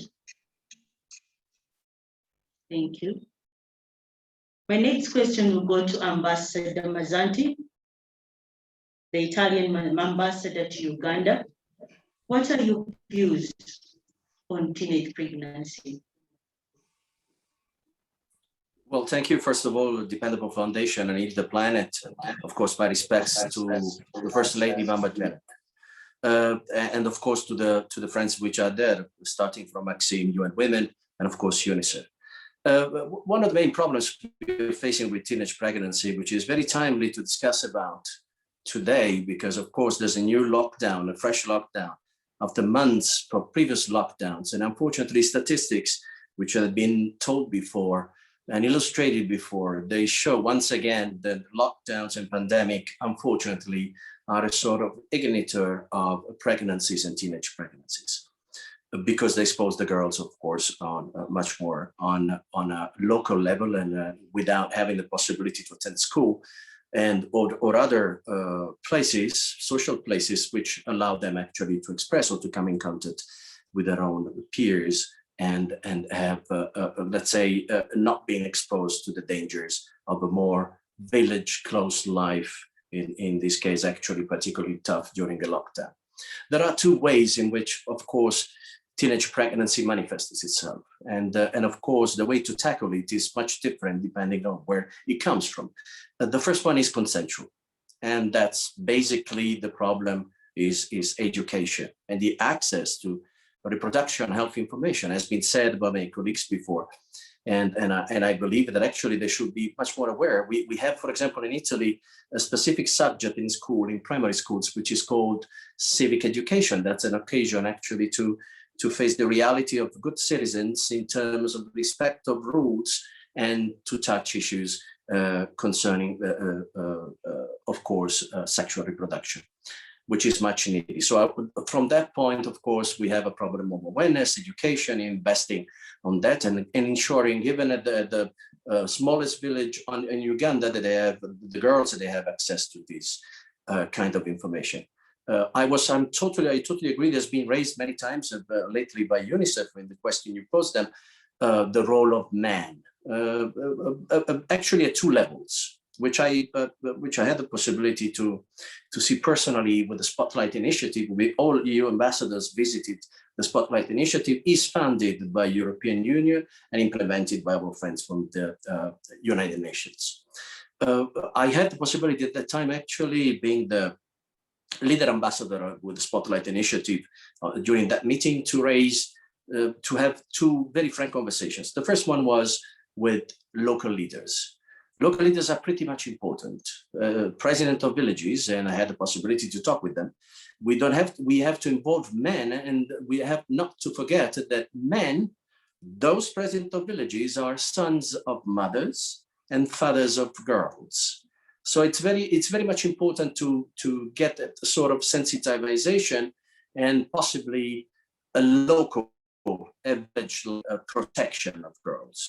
We can, of course, invest in any kind of program, including, of course, the Spotlight Initiative is one of the best ones. But if we don't tackle the origin of the phenomenon, which is girl, we will never, we will always find ourselves just chasing the tail of teenage pregnancies without tackling the origins. The other one is those boy champions. They're really boy champions. There are some of them with the Spotlight Initiative. They're the ones which literally actually impregnated the girls, and they are with them. They go at school with them. They try to do a sort of a path or a partial path together towards education and awareness. The second one, unfortunately, way of getting into pregnancy, teenage pregnancy in this case, is what is, I think, actually child rape is the best expression to define it. I don't like very much definement because it's a sort of making up of a word, but a child actually rape makes exactly the sense of what is happening very often, unfortunately, especially now at lockdown. To that, there are two levels of difficulty in this case. The girls, they tend not to go to police, not to report the rape itself, because they fear stigmatization. I must say that unfortunately, every village should have, every police station should have police women ready to face this kind of, trained to face this kind of situation, because men are unfortunately pretty much, and we should involve them even more at the policeman level instead of policewomen level into this kind of discussions when they meet actually a teenage pregnant girl or a raped girl, a raped child, like in this case. So they tend not to report to police. Stigmatizations, they go back to the village, disappointment from the parents, disappointment to the village, and so on and so on. But that one can be addressed only in one way. Well, we have in Europe, we have in the United States, we have in other countries, the so-called sexual offender registers. We need to find a way to create a deterrent against the sexual rapists.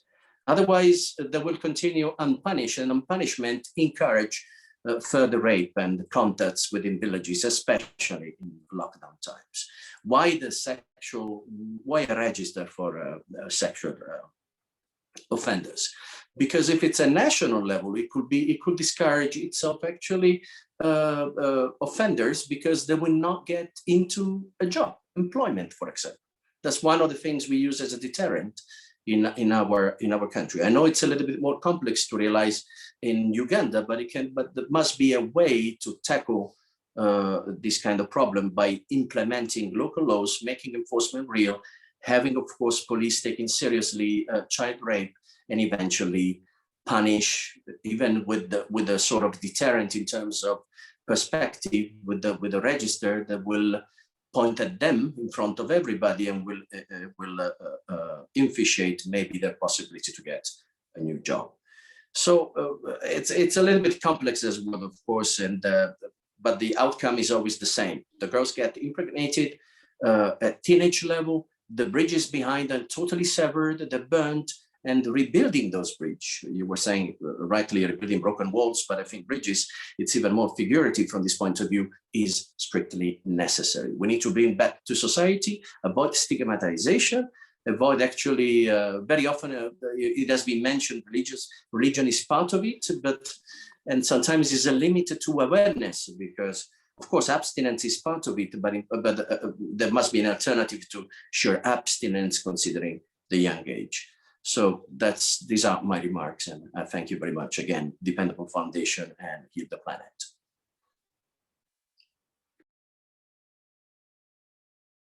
Ambassador Mazzanti, you mentioned something really interesting there. We talked about stigmatization of girls. Most of them shy away. They don't report. When one gets pregnant, majority of them hide. They disappear from home because they do not know the reaction of their parents and how the society will view them. From the religious section, people look at them as sinners in quotes. So I think we need to come out and deal with stigmatization. Thank you so much for that. My next panelist, my next question goes to Ms. Safina of Frenu Initiative Uganda. This is in line with the stigmatization we've talked about. Why do you think majority of adolescent pregnancies are not reported? Good afternoon, everyone. My name is Safina. Unfortunately, I can't turn on my camera because there seems to be an internet issue. I am from Frown Initiative Uganda. We work with victims of sexual violence in Uganda. And there are a few things, before I get to answering the question, there are a few things that I would like to highlight that I've noticed from the start of this conversation. There seems to be a sort of, I want to say, victim blaming. Earlier on, someone mentioned that children get pregnant because they're idle. As someone that has worked and listened to these interviews just from last year alone, I would like to say I can confidently say that these children are not getting pregnant. The rising rates of teenage pregnancy is not because they're idle. And this is something I have noticed a lot of speakers today have been dancing around and beating around the bush on. It's sexual violence, rape. If we look at the statistics from last year alone, this is enough to show that a lot of children are being raped. I personally, my team has worked with a lot of victims last year that were raped by army officials, by their fathers, by their brothers, by their cousins. A lot of these cases have come to us, and many of them have even been forced to abort and safely. So we need to stop beating around the bush and pretending like these children are having sex with each other. They're not. They're being raped. And those that are having sex with each other are doing so because of a failure on our part. We can't keep blaming them and saying that they're idle or, they're playing around and stuff. It's because of us. We have failed to equip them with the proper sex education. And right now we're in the 21st century. So if we don't talk to these kids and tell them, and if we just keep emphasizing abstinence, we're not going to get anywhere. We're in the 21st century, they have resources, they see things on TV, they hear about things, and they're going to want to try it. We would rather equip them with the information and the knowledge on how to practice safe sex instead of hiding about it and pretending, it doesn't exist. Another thing I want to highlight on real quick is, contrary to popular belief, teenagers do not actually have access to this information. The first speaker had mentioned something about how teenagers have access and sort of placed the responsibility on them to go out there and learn. I have spoken with young women and worked with young women that didn't even know how contraceptives worked. So we need to bring in a system. There needs to be an overhaul. We need to have conversations with these kids in high schools, in primaries. We need to teach them consent. We need to teach them how to use these pills, how to use family planning. So many young women do not know small things about emergency contraceptives. Rape victims, they don't know about these things. They don't know about rape kits. So where are we headed as a country if rape victims if women don't even know what consent is, if they don't know what's appropriate and what isn't, if they don't know what to do after they have been raped? As Ambassador Missimiliano had highlighted earlier in his speech, he talked about having sexual offenders registry. My organization is actually working on this right now. We've been having a petition moving around since last year to try and collect signatures to make that a reality in Uganda. Because from our experience, a lot of sexual offenders are getting away with what they're doing. And then we have repeat offenses. There's so many cases we've worked on where like 5, 6 girls come to us and the rapist is the same one guy that the society is protecting, that the police is protecting. Just last year alone, the army and the police protected a rapist who raped a 13-year-old girl more than once. So we can't have this going on. We need to do something. I'm sorry about that. These are just points I felt needed to be highlighted. To get to your question, the reason as to why a lot of girls, a lot of parents don't come forward with rape, teenage pregnancies is because, one, parents don't really have these conversations with their children. Like mentioned earlier, we need to start having these conversations with kids and teaching them about sex ed. If you have these conversations, the children will feel safer coming to talk to you about these things. You know, personally speaking, from personal perspective, my parents never talked to me about sex. My dad's very conservative and everything. He never talked to me about sex. My mom didn't talk to me about sex. And I can't blame them because that's how things were in their period. You know, there's this whole shunning of sex talk, and if you talk to kids about sex, you spoil them. So they didn't talk to me about sex. So even when I was growing up, I always had, like, you know, I talk to my fellow girls and it's like, what would you do if you got pregnant right now? And my answer was always, I can never tell my parents. My dad will kill me.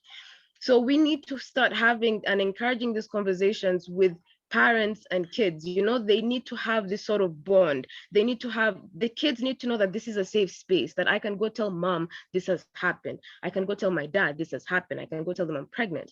Until they can go tell their parents these things, the parents are never going to step up and say, oh, my daughter is pregnant. And a lot of these kids will just opt for unsafe abortion practices. We have heard of girls using hangers, girls using sticks, girls poisoning themselves, girls using jik to sort of trigger an abortion. So we need to act fast before we lose more lives. Another reason is a lot of parents, when they find out that their children are pregnant, when they find out their girls are pregnant, they tend to keep it a secret. And this is something I personally witnessed last year, because a lot of times, well, some of the times, these girls have become pregnant as a result of rape from family members. I think it was even last year in the news, there was a father that raped his daughter and she was pregnant, and he hid her in the house for months because he didn't want people to find out what he had done. So a lot of times these pregnancies will not reach health centers, they will not reach the public, they will not reach the police, because most of the times these families are trying to protect the perpetrator. They're trying to protect their cousins, their uncles, the fathers of the kids. You know, a lot of times we have spoken. Last year there was a girl that was pregnant. She was about 12 years old, pregnant in her sister's house, and she had never been to the hospital for antenatal. This is a 12-year-old. She wasn't even eating. When they reached out to us for money, and we asked her, can you please report this case? This girl was raped. She couldn't. She didn't want to, because she didn't want to break the family. She didn't want to ruin her marriage with the husband. So a lot of times they won't even come out and speak because they're protecting. This is something that needs to be addressed because of the patriarchy. A lot of women have been conditioned to protect their husbands, to protect their brothers. You need to stop doing this and protect the little girls. There is no time to hold these men's hands and tell them, oh, okay, I'm going to protect you. Because this girl, the girl even disappeared. She's 12 years old. Hopefully she's doing well right now, because we didn't get any updates after we mentioned reporting to the police.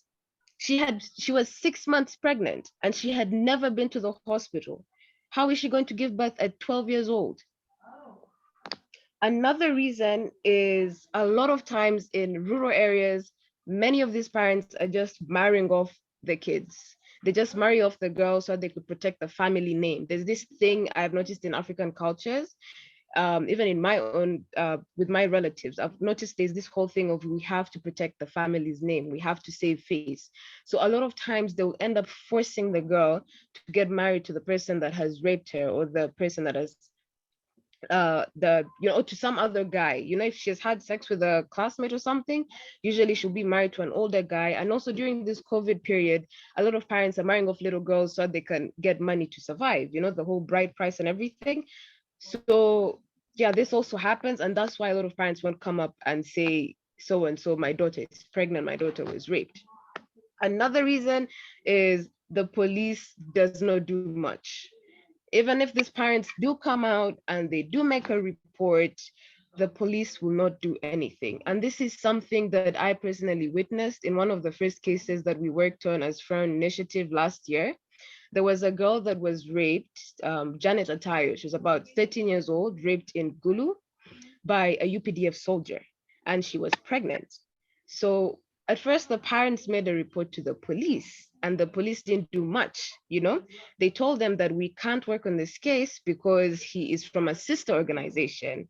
So the parents sort of lost hope. They were a bit hopeless. The community came together, they rallied together, they tried to push for justice, and nothing happened. So what happened was, the reason as to why this case came forward was because he went ahead to kidnap the girl, and that's how we were able to push for justice, and that's how we were able to find out about this case and the fact that they were turned away by the police. Till now, he's not arrested, by the way, but we were able to get the girl. But seeing stories like this, seeing things like this really demotivates people. If I'm going to make a report and nothing is done, if I go to the police station, even with rape victims that we work with, they never want to step forward and go to the police because the police is just going to frustrate them. It's just going to ask them very funny questions. It's going to turn them away. So how many families, how many people in rural areas have watched this Janet Atayo case in Gulu and said, okay, if I do this, if I also go to the police, they're going to turn me away. So why should I bother? So at the end of the day, you'll have a lot of families sitting down with the girl who is pregnant and they have no options. They don't have avenue for justice. They don't have avenue for help with medical resources.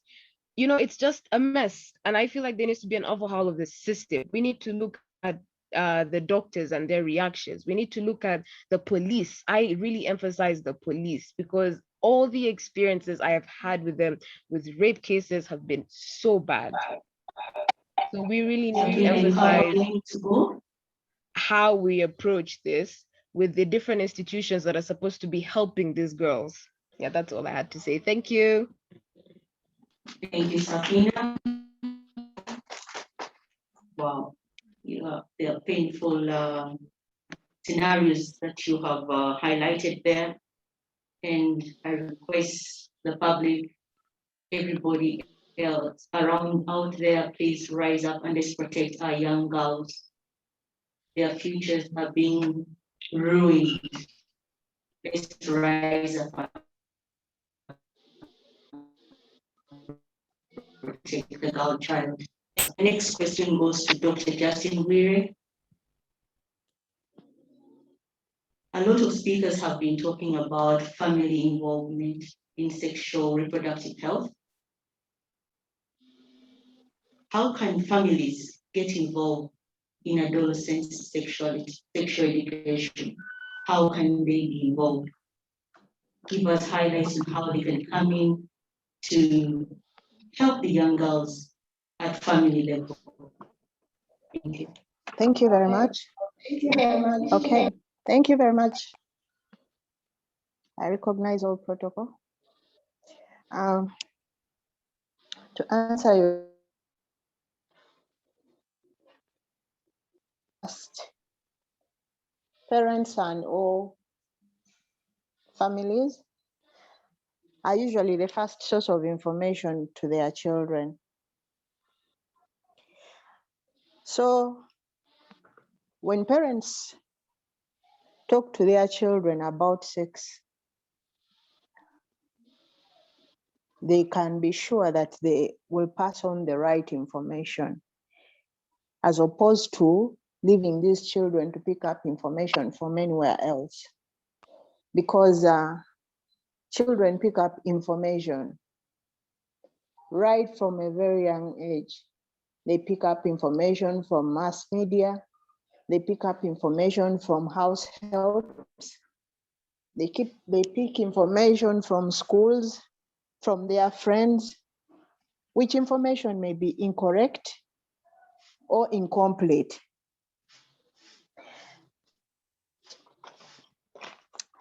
And that's why we need parents to have the correct information, because when they pass on the information, the correct information, we can be sure children will be having correct information, which will reduce the occurrence of risky behavior.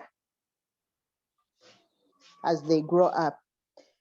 We have to actually, for parents and families to get involved, they should not wait for children to reach adolescence. By the time children reach adolescence, they have already picked up information from all kinds of sources. And by that time, these girls and boys always think they know better. They think they already have the information. So by the time the parent comes in during adolescence, they think they already have that information. So they will not even take up that information.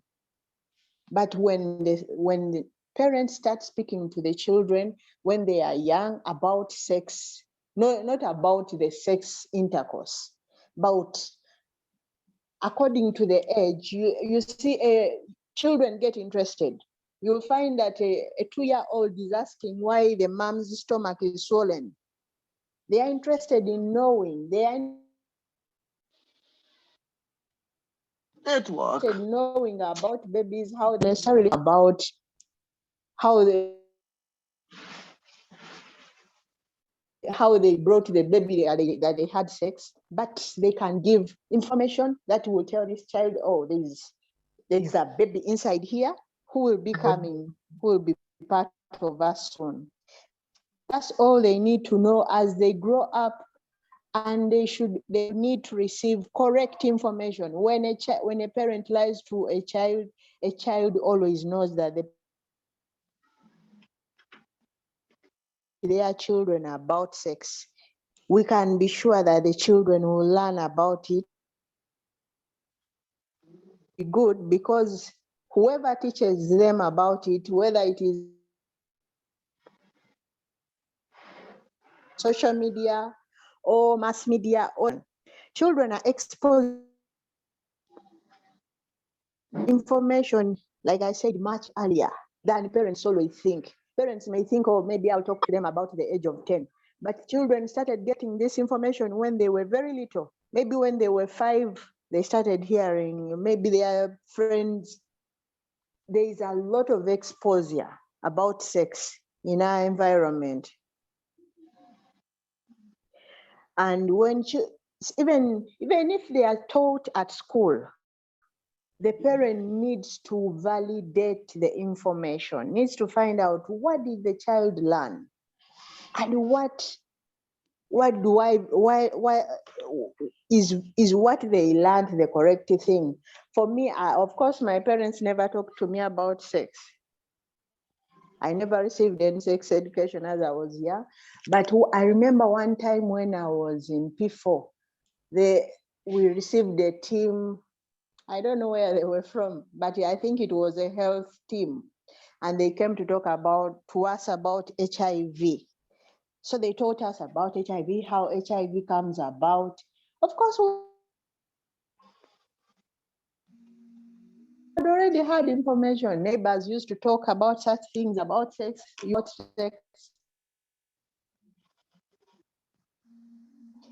But then when we came back home from school that day, my brother, he was in S4 that time, and he knew that we had received this HIV talk. So he asked us, all of us, he asked us, so what did they teach you? He said, yeah, tell me what they said. So we were talking about, they said you get sex when you indulge in ebyobukaba. And he said, what is ebyobukaba? He wanted us to speak the real words. That's where I get the comments from. He later actually went in with this point, is that men, teaching girls about sex, because girls believe men more than they believe their mothers. At that age, especially adolescents, girls think they think their mothers don't know anything. But men, being that it is men who are going to disempower these girls with words and information which is incorrect, it is very important for men, for male parents and relatives to come in and give information to these girls in the presence of their mother for protection.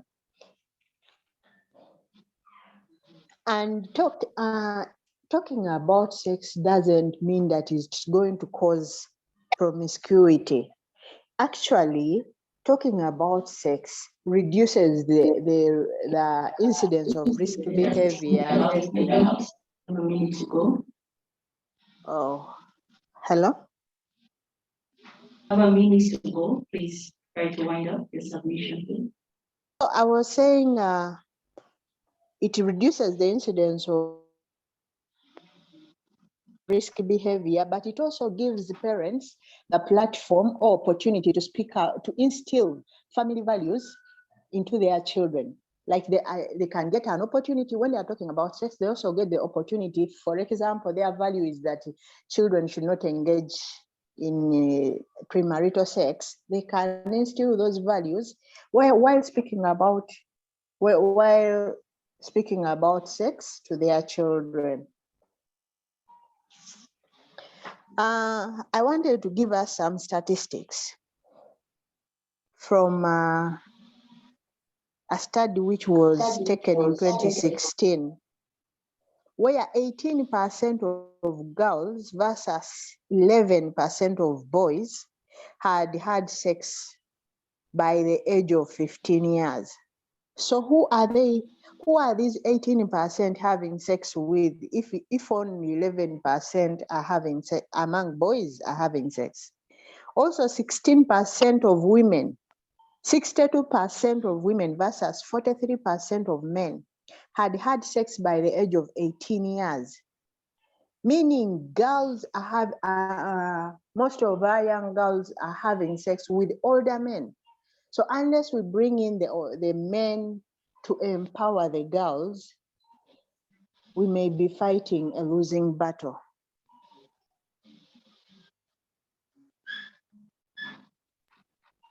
Because also girls mothers.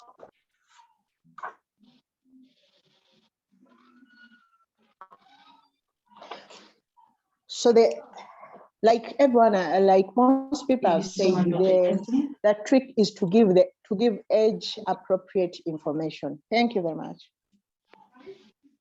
All right, thank you so much, Dr. Justin. Thank you for that insightful submission. Well, ladies and gentlemen, as we wrap up our discussion, the key things many of the panelists have been pointing out, they've been asking us to involve men more in the sexual education. My sister, my brother there, my uncle, wherever we are, men, let's rise up and help our young girls. When the young boys get to know the responsibility in this cause, I believe the numbers we are talking about that are skyrocketing will come down, because everybody will, the young men will know, I'm responsible for the future of this young girl. Either I'll destroy it or I'll build it. So men out there, let's rise up and build the girls around us. Let's build the little girl, the daughter, our sister, our cousin. Let's build the young girls. Thank you so much, dear panelists. Thank you for honoring our invitation to be on the panel. I would like to thank so much the organizers and the sponsors of this event, the Dependable Foundation, together with Heal the Planet, UN, Ministry of Health, the Office of the First Lady, and Ministry of Education, the Reproductive Health Uganda. Thank you so much. Thank you so much, UBC. Thank you, Serena. We really appreciate your input in this event today. I'm really happy that I've been part of this. I've learned a lot. There are things that I didn't know were happening. The law enforcers, please, we call upon you to come strong on this. Let's come strong on this. Police and other law enforcers, let's come strong on this and ensure that our girls are reported, are protected. Let all those that are being reported criminals be brought to justice. If one criminal is brought to justice, for instance, in a village, he can be an example from which others will learn. Please, do wherever let's protect the girls. Thank you so much for more than my country. God bless you. Have a nice afternoon. Thank you. Another round of applause, please, for Ms. Doreen Atine for taking us through that panel discussion. It was a great one, indeed. And yeah, there are lots of revelations that had to be coming through at every particular moment in time. But one key takeaway, because Ms. Doreen Atine did actually get to wind up on the discussion, when His Excellency Missimiliano was talking about the involvement of the boys and the men in this discussion about ending teenage pregnancy. He said, the men are sons of mothers and the fathers of girls. And that's one of the reasons why we need to bring each and everyone on board, because they're not just sons of the mothers, but they're also fathers of the sons at the end of the day. All right, so without wasting any more time, of course, it's unfortunate that our guest of honor had to leave because she had quite a number of other engagements. Mama Janet Kataaha Museveni was actually with us at the very beginning, followed through a bit of the discussion, but had to leave because of other duties. But she managed to send through her speech and the message that she had for us, and it's in this same vein that I would kindly request Mukundane from the Director of Dependable to us the message of the First Lady, this discussion, the message that the First Lady actually did have for us. In just a bit, she will be letting us know. I know many of us are asking ourselves what the speech was, what did the First Lady have for us in store before we get to wind up this discussion.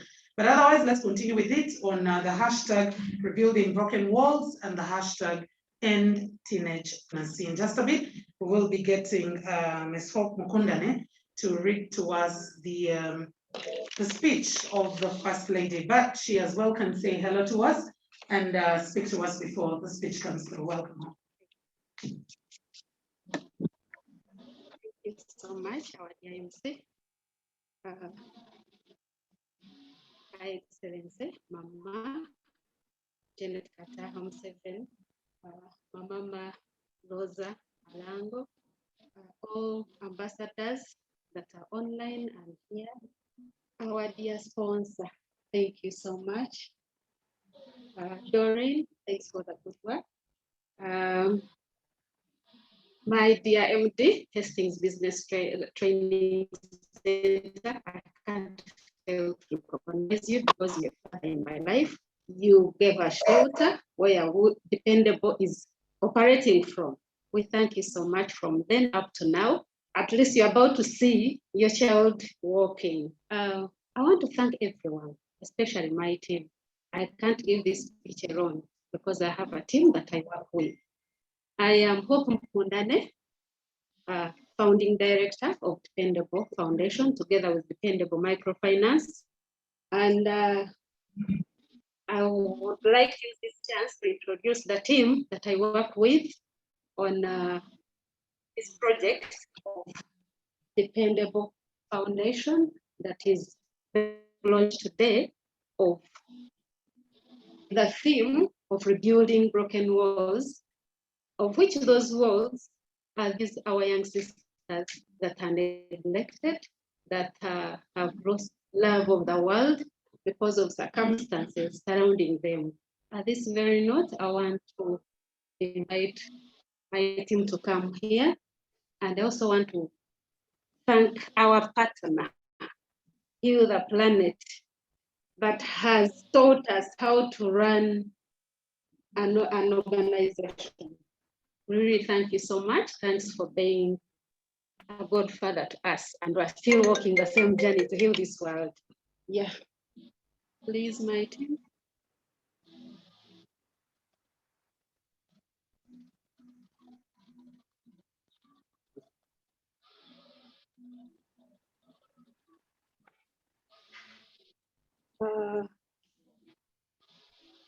I'm Hope Mukundane, once again, the CEO and the founder, Dependable Foundation and Dependable Microfinance. But I work with a team of directors. We are board of directors in the departments fully represented. On my right hand here, I'll start with Martha Hino, who is our communications director, followed by Karungi Maria Jean, who is our finance director, followed by our IT specialist, Mr. Paul, followed by Simon Peter Osande, who is our administration, followed by Ezra Bilime, who is PL, HR, and behind me, if I can go this side, is Atile Dinda, who is our programs director. Then my brother here, Lawrence, who is a caretaker. And then our father in the house, Mr. Thomas Aineviona, MD, Hastings Business Training Center, where Dependable is being sheltered from when it started up to now when it is going to get its own home. I want to thank you, team, for all the great work you did in preparing and making this thing happen. May God bless you for me. And we pray that we shine in this world. Yeah. Before reading Mama's speech, I have 2 words that I want to tell the world. I want to thank everyone, every contribution, because when we prepared this launch, we were preparing it to hear from our parents, to hear from our sisters, to hear from our brothers. How can we reduce the increasing number of teenage pregnant mothers? As you've seen us, maybe it was, we thought our brains stopped somewhere, but I want to thank God that when we went out on social media, sent out the cards, people really appreciated our idea. And they showed an interest of partnering with us. I was so much overjoyed that day when we approached Reproductive Health Uganda. In 1 minute, they are like, no, he stood up. Thank you so much, Mr. Chekweko. I really appreciate. When we talk to heal the planet, that is his work. He said, no, when it means to heal the planet, I am here. Let's move. We're going to take this thing to another level. The other word that I wanted to say is about parents who are in charge of these children, because now they are home and the cases are increasing. But I remember when we were growing as a young girl, I used to hear stories of those days, that there were things that our great-grandparents used to do, and a girl would feel ashamed to be pregnant. And in being pregnant, that thing would help her to grow at the right age, which is 20 or 18, and you are ready to choose a partner to be with. I want to encourage our country, Uganda, that if parents of today can go back to to culture, how those people used to, we can read books, we can hear stories. By the way, Dependable Foundation will bring out a story reading time or a conversation that will tell us what used to happen those years. Because I remember when we were reading those books, we found that girls would grow at the right stage, even when they were not educated.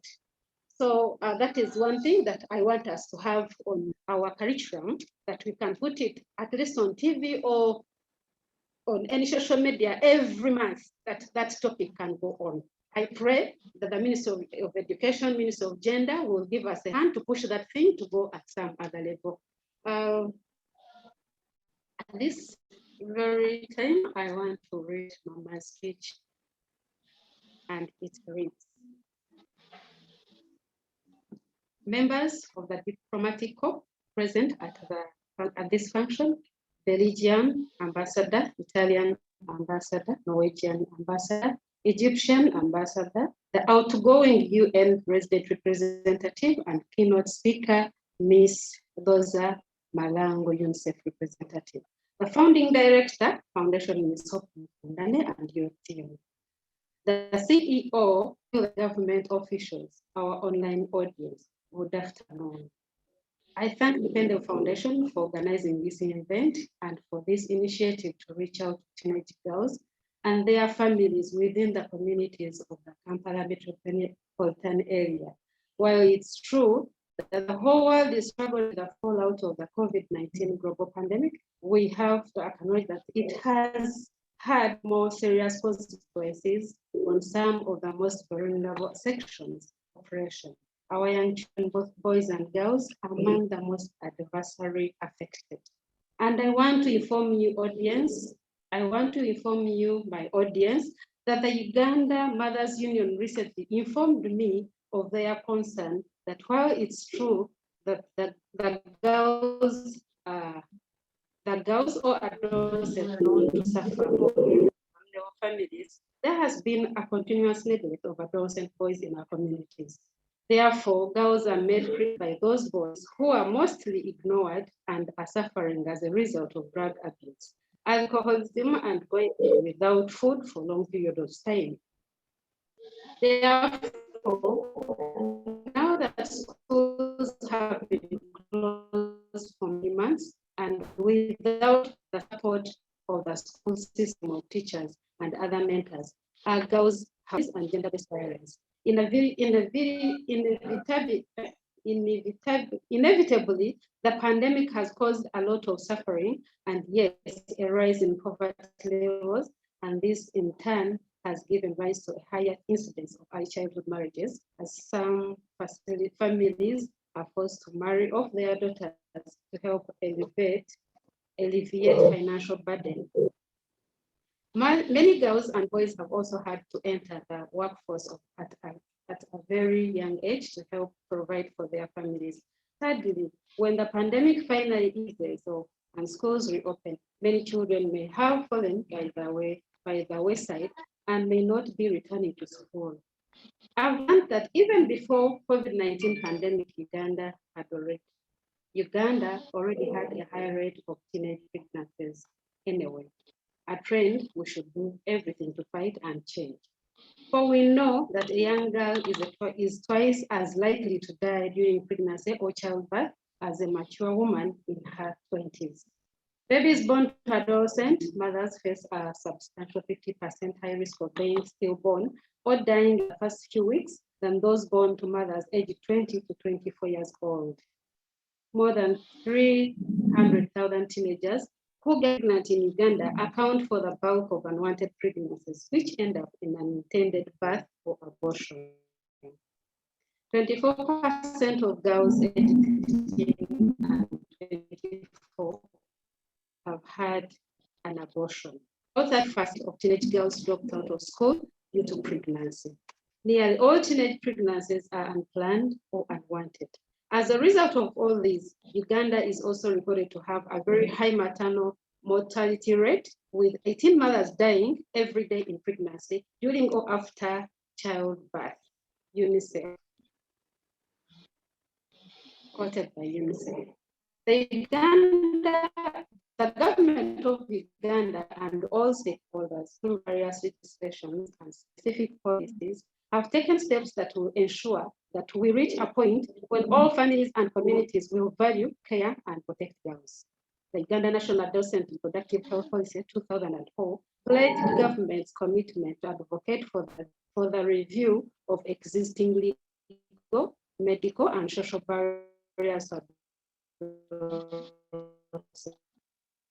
access to information and health.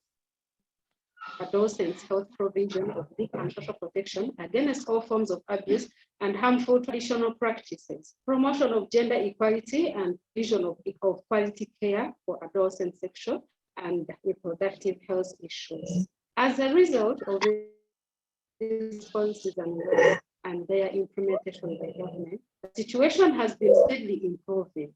The Uganda Demographic Health Survey reports 2001 and 2011 statistics indicate that there was a decline in teenage pregnancies from 43% in 1995 to 31% in 2001 to 24% in 2011. The Makerere University 70th graduation that happened in January 2020 record showed that the Makerere University 70th graduation that happened on January 2020 record showed that Makerere University presented more female than male graduates, that is 50.5% compared to 49.5% respectively.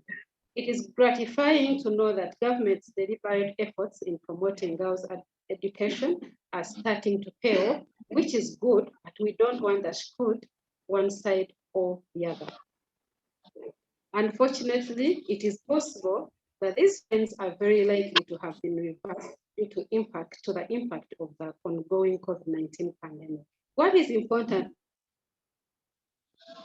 in all this is to ensure that we are not ever giving affirmative action to one gender or the other. We want equality of all. Therefore, there is a need to set up our advocacy in many of our communities. Our people need to learn that their children are precious in God's eyes and must be precious to us as people. They need to be empowered in order to survive to adulthood and become responsible citizens and useful family and community assets. There is a need to empower our children to grow with the freedom to be who God created them to be and to fulfill God's purpose for their lives, that they may fulfill their destiny. What are the determinations of teenage pregnancies now in our context? Some of them are lack of life and social survival skills, lack of knowledge of how to avoid pregnancy, neglect by parents and caregivers, pressure on young girls to contribute to family welfare through early marriages or sexual transactions, lack of community responsibility, negative media influence, peer pressure, cultural beliefs that promote early marriages and childbearing, lack of role models, drug abuse, poverty at the household level. Let me therefore express my gratitude as a parent, as a government representative,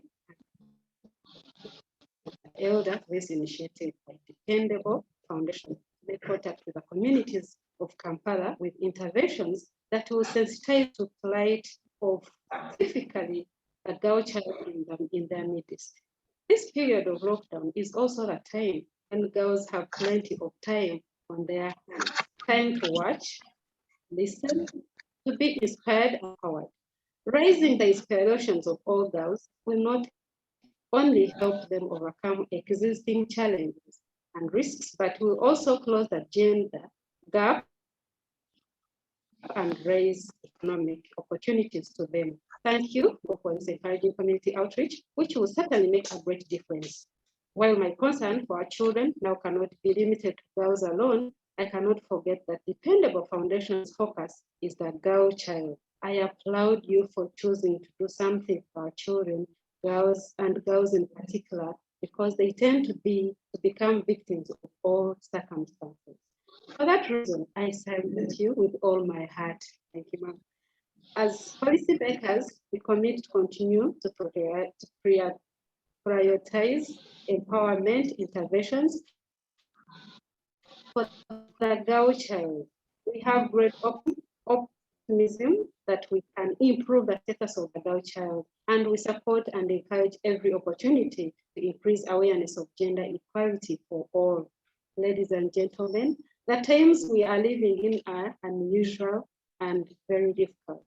But if we all work together, we can help our young girls stay alive, finish school, and achieve their full potential. We can encourage them to stand up for themselves and pursue their dreams. We absolutely recognize that all the plans and commitments we have made, SDGs, Africa's Agenda 2063, Africa's Agenda for Children 2040, Uganda Vision 2040 cannot be achieved without paying attention to the specific needs and concerns of the girl child. By investing in girls and young women, Uganda stands to gain a potential demographic dividend by 2030 and beyond.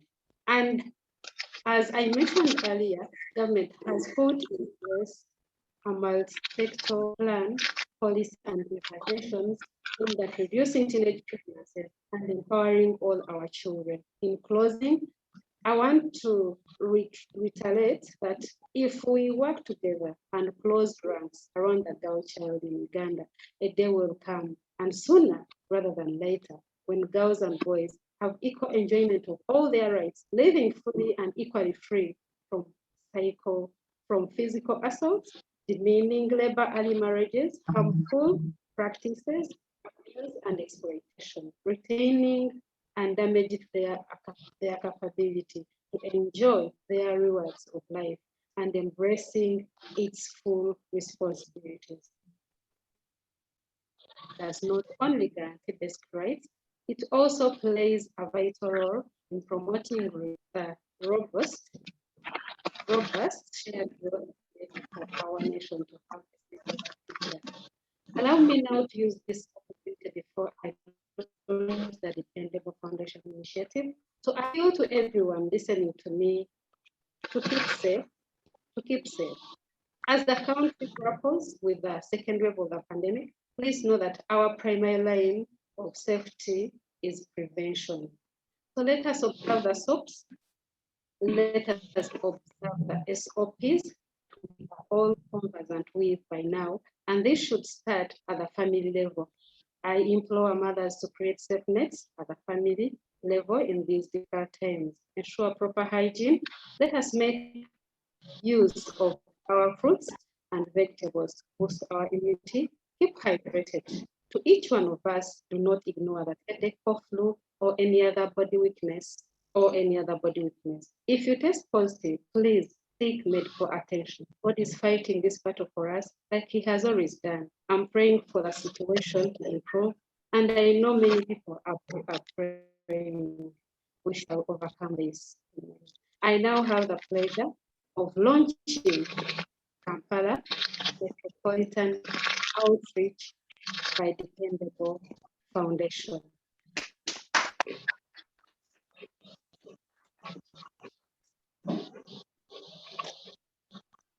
I wish you success and Godspeed. I thank you.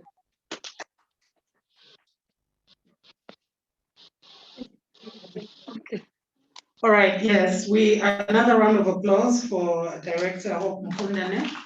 She was actually reading that speech verbatim because that is the message from the First Lady of the Republic of Uganda and also Minister for Education and Sports, Honorable Janet Kataaha Museveni. And that's the reason there could not be any addition or subtraction from that speech because it is an hot speech, but it was the First Lady's speech. And as we come to the conclusion of this, we started a little bit late, but we're bringing this to an end.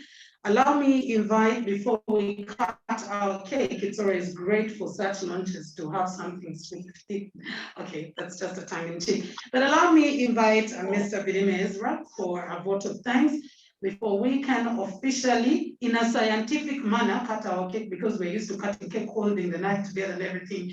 But with COVID, there are lots of changes that had to come through. But allow me to invite Mr. Ezra to give us a vote of thanks, and then we'll be cutting our cake. Let's welcome Ezra.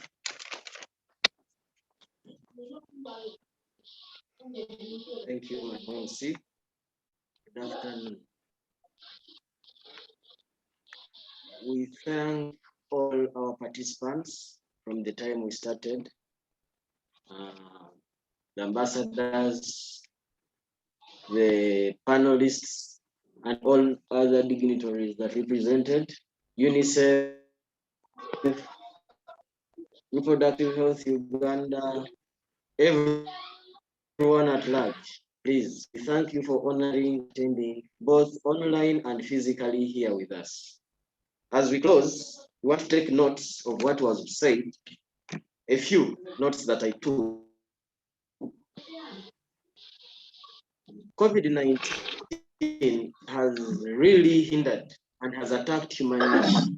And in attacking human nature, it has crippled us down, in that our society has really been broken, starting from the smallest unit of society, which is a family, where we all dwell and come from. We all have families we come from.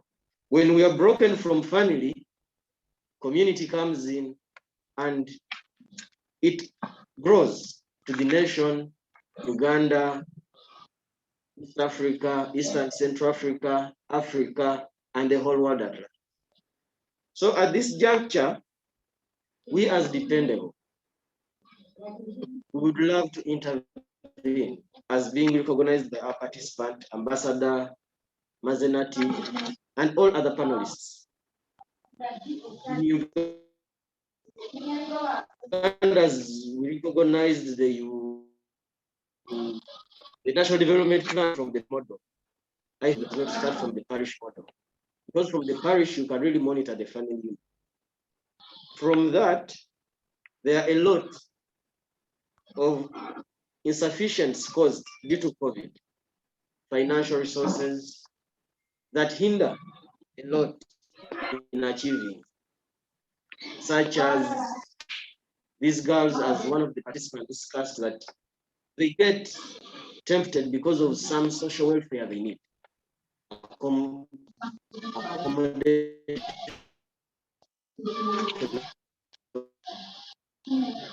Housing, sanitary pads, to make Uganda a role model in fighting teenage pregnancy, involving men, because it takes two to tango. No girl gets pregnant alone. It takes then two to get involved at all levels. So we call on all stakeholders, church, LOC ones, police. Someone was emphasizing that on the enforcement side, it is too weak, because we have also a testimony here in the Kampala metropolitan, where a girl was raped. The mother reported, but she's not being hurt from the village level. LOC one police, because the guy who did that is a prominent border rider, and he cannot be touched. He delivers things to those people. So at that point, we call on the enforcement above the law. His Excellency usually comments that no one is above the law. If you're enforcing the law, don't again sit on the law. Let's enforce it. Uganda can be a different story after 42 days. Because after yesterday's lockdown, these 42 days will cripple some departments of our lives, from family, society.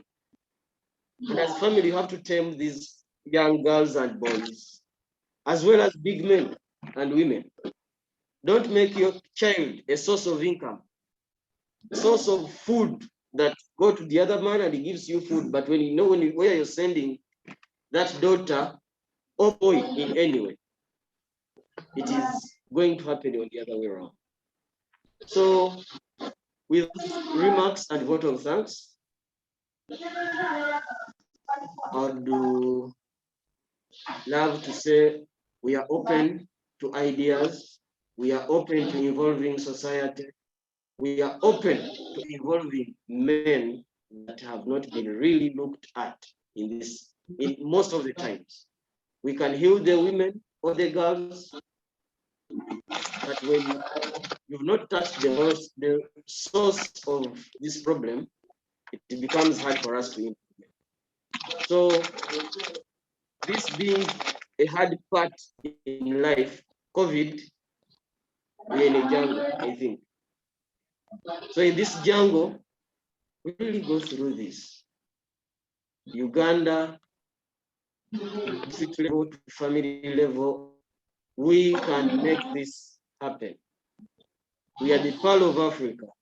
Let's be the pearl of success, happiness, and reduce teenage pregnancy. I thank all. Thank you for listening.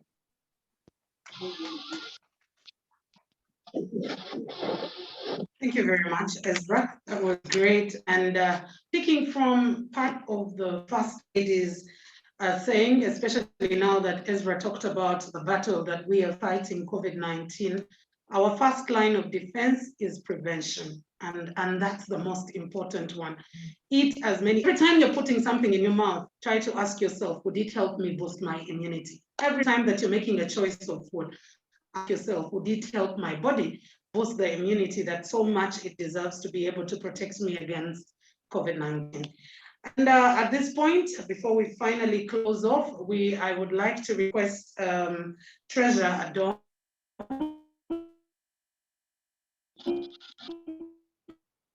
Treasurer is going to be our representative. We're talking about teenage police, an inspiration one, and her zeal to speak to fellow young girls and young ladies to make the right choices. She would be the best placed person to lead us in our cake cutting. So we will have Treasurer, kindly, if you could kindly come through, take the knife, and then I will request Director Hope, I'll request Mr. Chekweko as well as Doreen to come through and just stand at the back of Hope. I will request Martha or Dina to help with the arrangement of the cake cutting. Which way do we stand? Where do we face? So we'll bring the cake a little bit closer to us and we cut it. And that way we will be able to launch this officially. After the First Lady did launch it, we will be able to wrap this discussion entirely. But a number of take-homes is that we need to involve men in ensuring that the end to teenage pregnancies comes to pass. There is an information gap and lots of myths that are coming through, just like we're having lots of myths about COVID-19. I think there are lots of myths that need to be cleared with regard to sexuality education, spoiling the children as per se, that it is actually equipping them with information that they will need for the future. And also the fact that we need to have, there was a key issue raised about having a sexual offenders inventory, having that list that we will name and shame the people who are sexual offenders, so that we do not have these repetitions. We do not idolize people who are actually inhumane, I would say so. So in no particular time, we will ask that Treasurer Adong raises the knife as our representative to cut the cake. And with this, we will be saying, rebuilding broken walls. And Treasurer, lead us in that. Just cut the cake. Yes, together, rebuilding. All right. Thank you so much. Round of applause.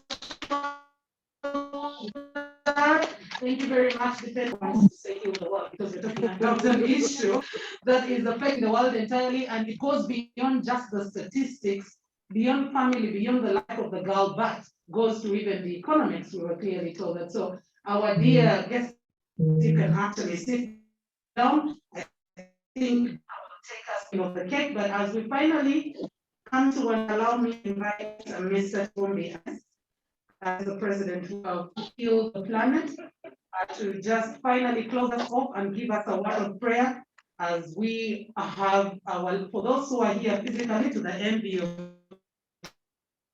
those who are attending online, those who are here physically, having lunch immediately after.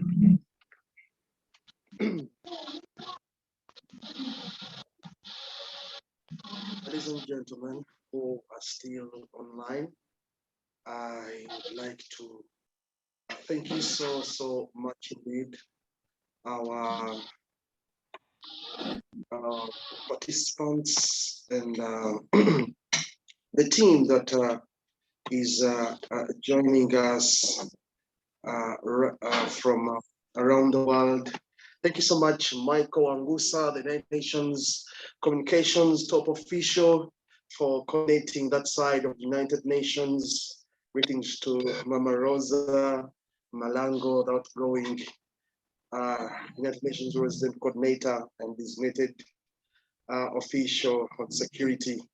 Heal the Planet is part of the United Nations Youth Coalition, for SDGs, where Mama Rosa has been, of course, the person behind the coalition. So, product of that, we hold special consultative status with United Nations since 2017, and we've been sitting in UN conventions around the world. Global Council will allow me. I have, of course, some ties I can speak a little bit. So we've been in environment and humanitarian work. We've been in the refugee camp, organized senior citizens convention annually. We have also had an opportunity to reach out to these girls and people, especially during the first lockdown. We got a grant from Veestraeten Foundation UK of $40,000, which enabled us to buy food, and we fed over 50 villages in Kampala and Wakiso during that time. So thank you still Prudence Foundation and Prudential Insurance who funded us that year. So I'm overwhelmed to be a part of this. When Isla approached me, of course, Isla is a member of Heal the Planet. So he approached me when I was just a tata after 7 years when the hospital, came with Madame Hope and told me, please, this is what we have. This is the vision we have. I said, well, I will stand with you. I will knock the doors of big and small people if you want these doors to be open. And what we thought was not going to be probably possible by the grace of God. And I was overwhelmed. I have never in my life had faith than I had about a day before, while we were expecting some donation from someone who had committed to fund this campaign, but turned down 24 hours to the campaign. And when I was praying to God, I'm a Christian, on my knees, I said, God, what can I do? The voice told me, go call one of the staff of Reproductive Health Uganda, tell him you want to urgently meet him. I had not met them before. We just issued them invitation letters. So when I went there, I talked to the gentleman. I told him, you know what? We don't have any money with us. The donors just stepped down 24 hours. If you can do anything, please just help us. And the executive director of this magnificent institution, sir, I'm so humbled that you gave us audience yesterday and you paid for all this, what we're seeing. I should have knelt down, and I'm overwhelmed, I'm joyous, because I didn't know how to explain to the First Lady that, Mama, we can't do this. Yeah, but I would like to thank the First Lady for the commitment, the team at the First Lady's office. Maybe I may not be authorized to mention the names of the ADs, the First Lady. Those 3 great and 4 people are near the First Lady, helped us to secure this. Thank you so much, all the ambassadors, my great friend Solomon. I know you are doing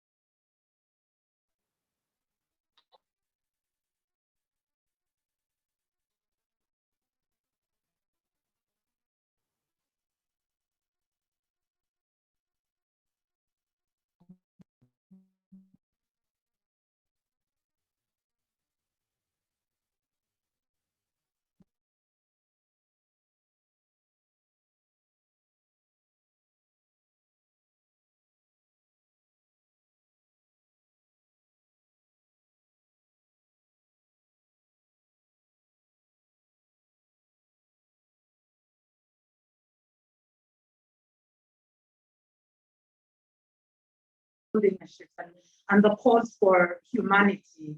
I mean, fighting teenage pregnancies, having seen what some girls have gone through, including my own classmates, who right now, totally different story. Who am I that I am able to be here today? So I use what I have, whether it is just time, whether it is just being able to speak, to ensure that there is a change that comes.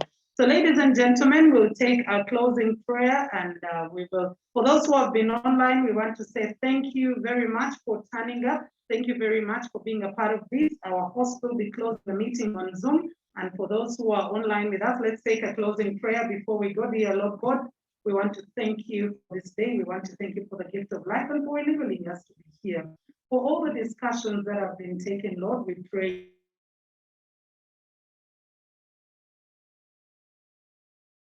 implementation, that you give us the grace and masters to implement. Then after teenage pregnancies come to an end, after girls are given a second chance, after the men and boys know their role in bringing an end to teenage pregnancy, after all the other organizations together with community get to fight teenage pregnancy, the glory and honor returns to you. In your name we pray. And for our lunch, bless it and let it work in our bodies the most appropriate way. Lunch will be served as you step out, get to the right. Atua Hall is where our lunch is going to be served. Yes, so lunch will be outside as you step out to the left. I mean to the right, I beg your pardon, not to the left. Left is the stairs that is leading you out. Please do not leave lunch with us. And as we go out, I do request everyone in this room to kindly step forward, and we have a group photo because I believe we can be able to social distance. We'll push the tables a little bit backward. I hope our host has closed them before I say things that are meant for us in here, and people online are listening to them. So we will have our group photo. I kindly request that our photographer will arrange the way this is going to be done, but I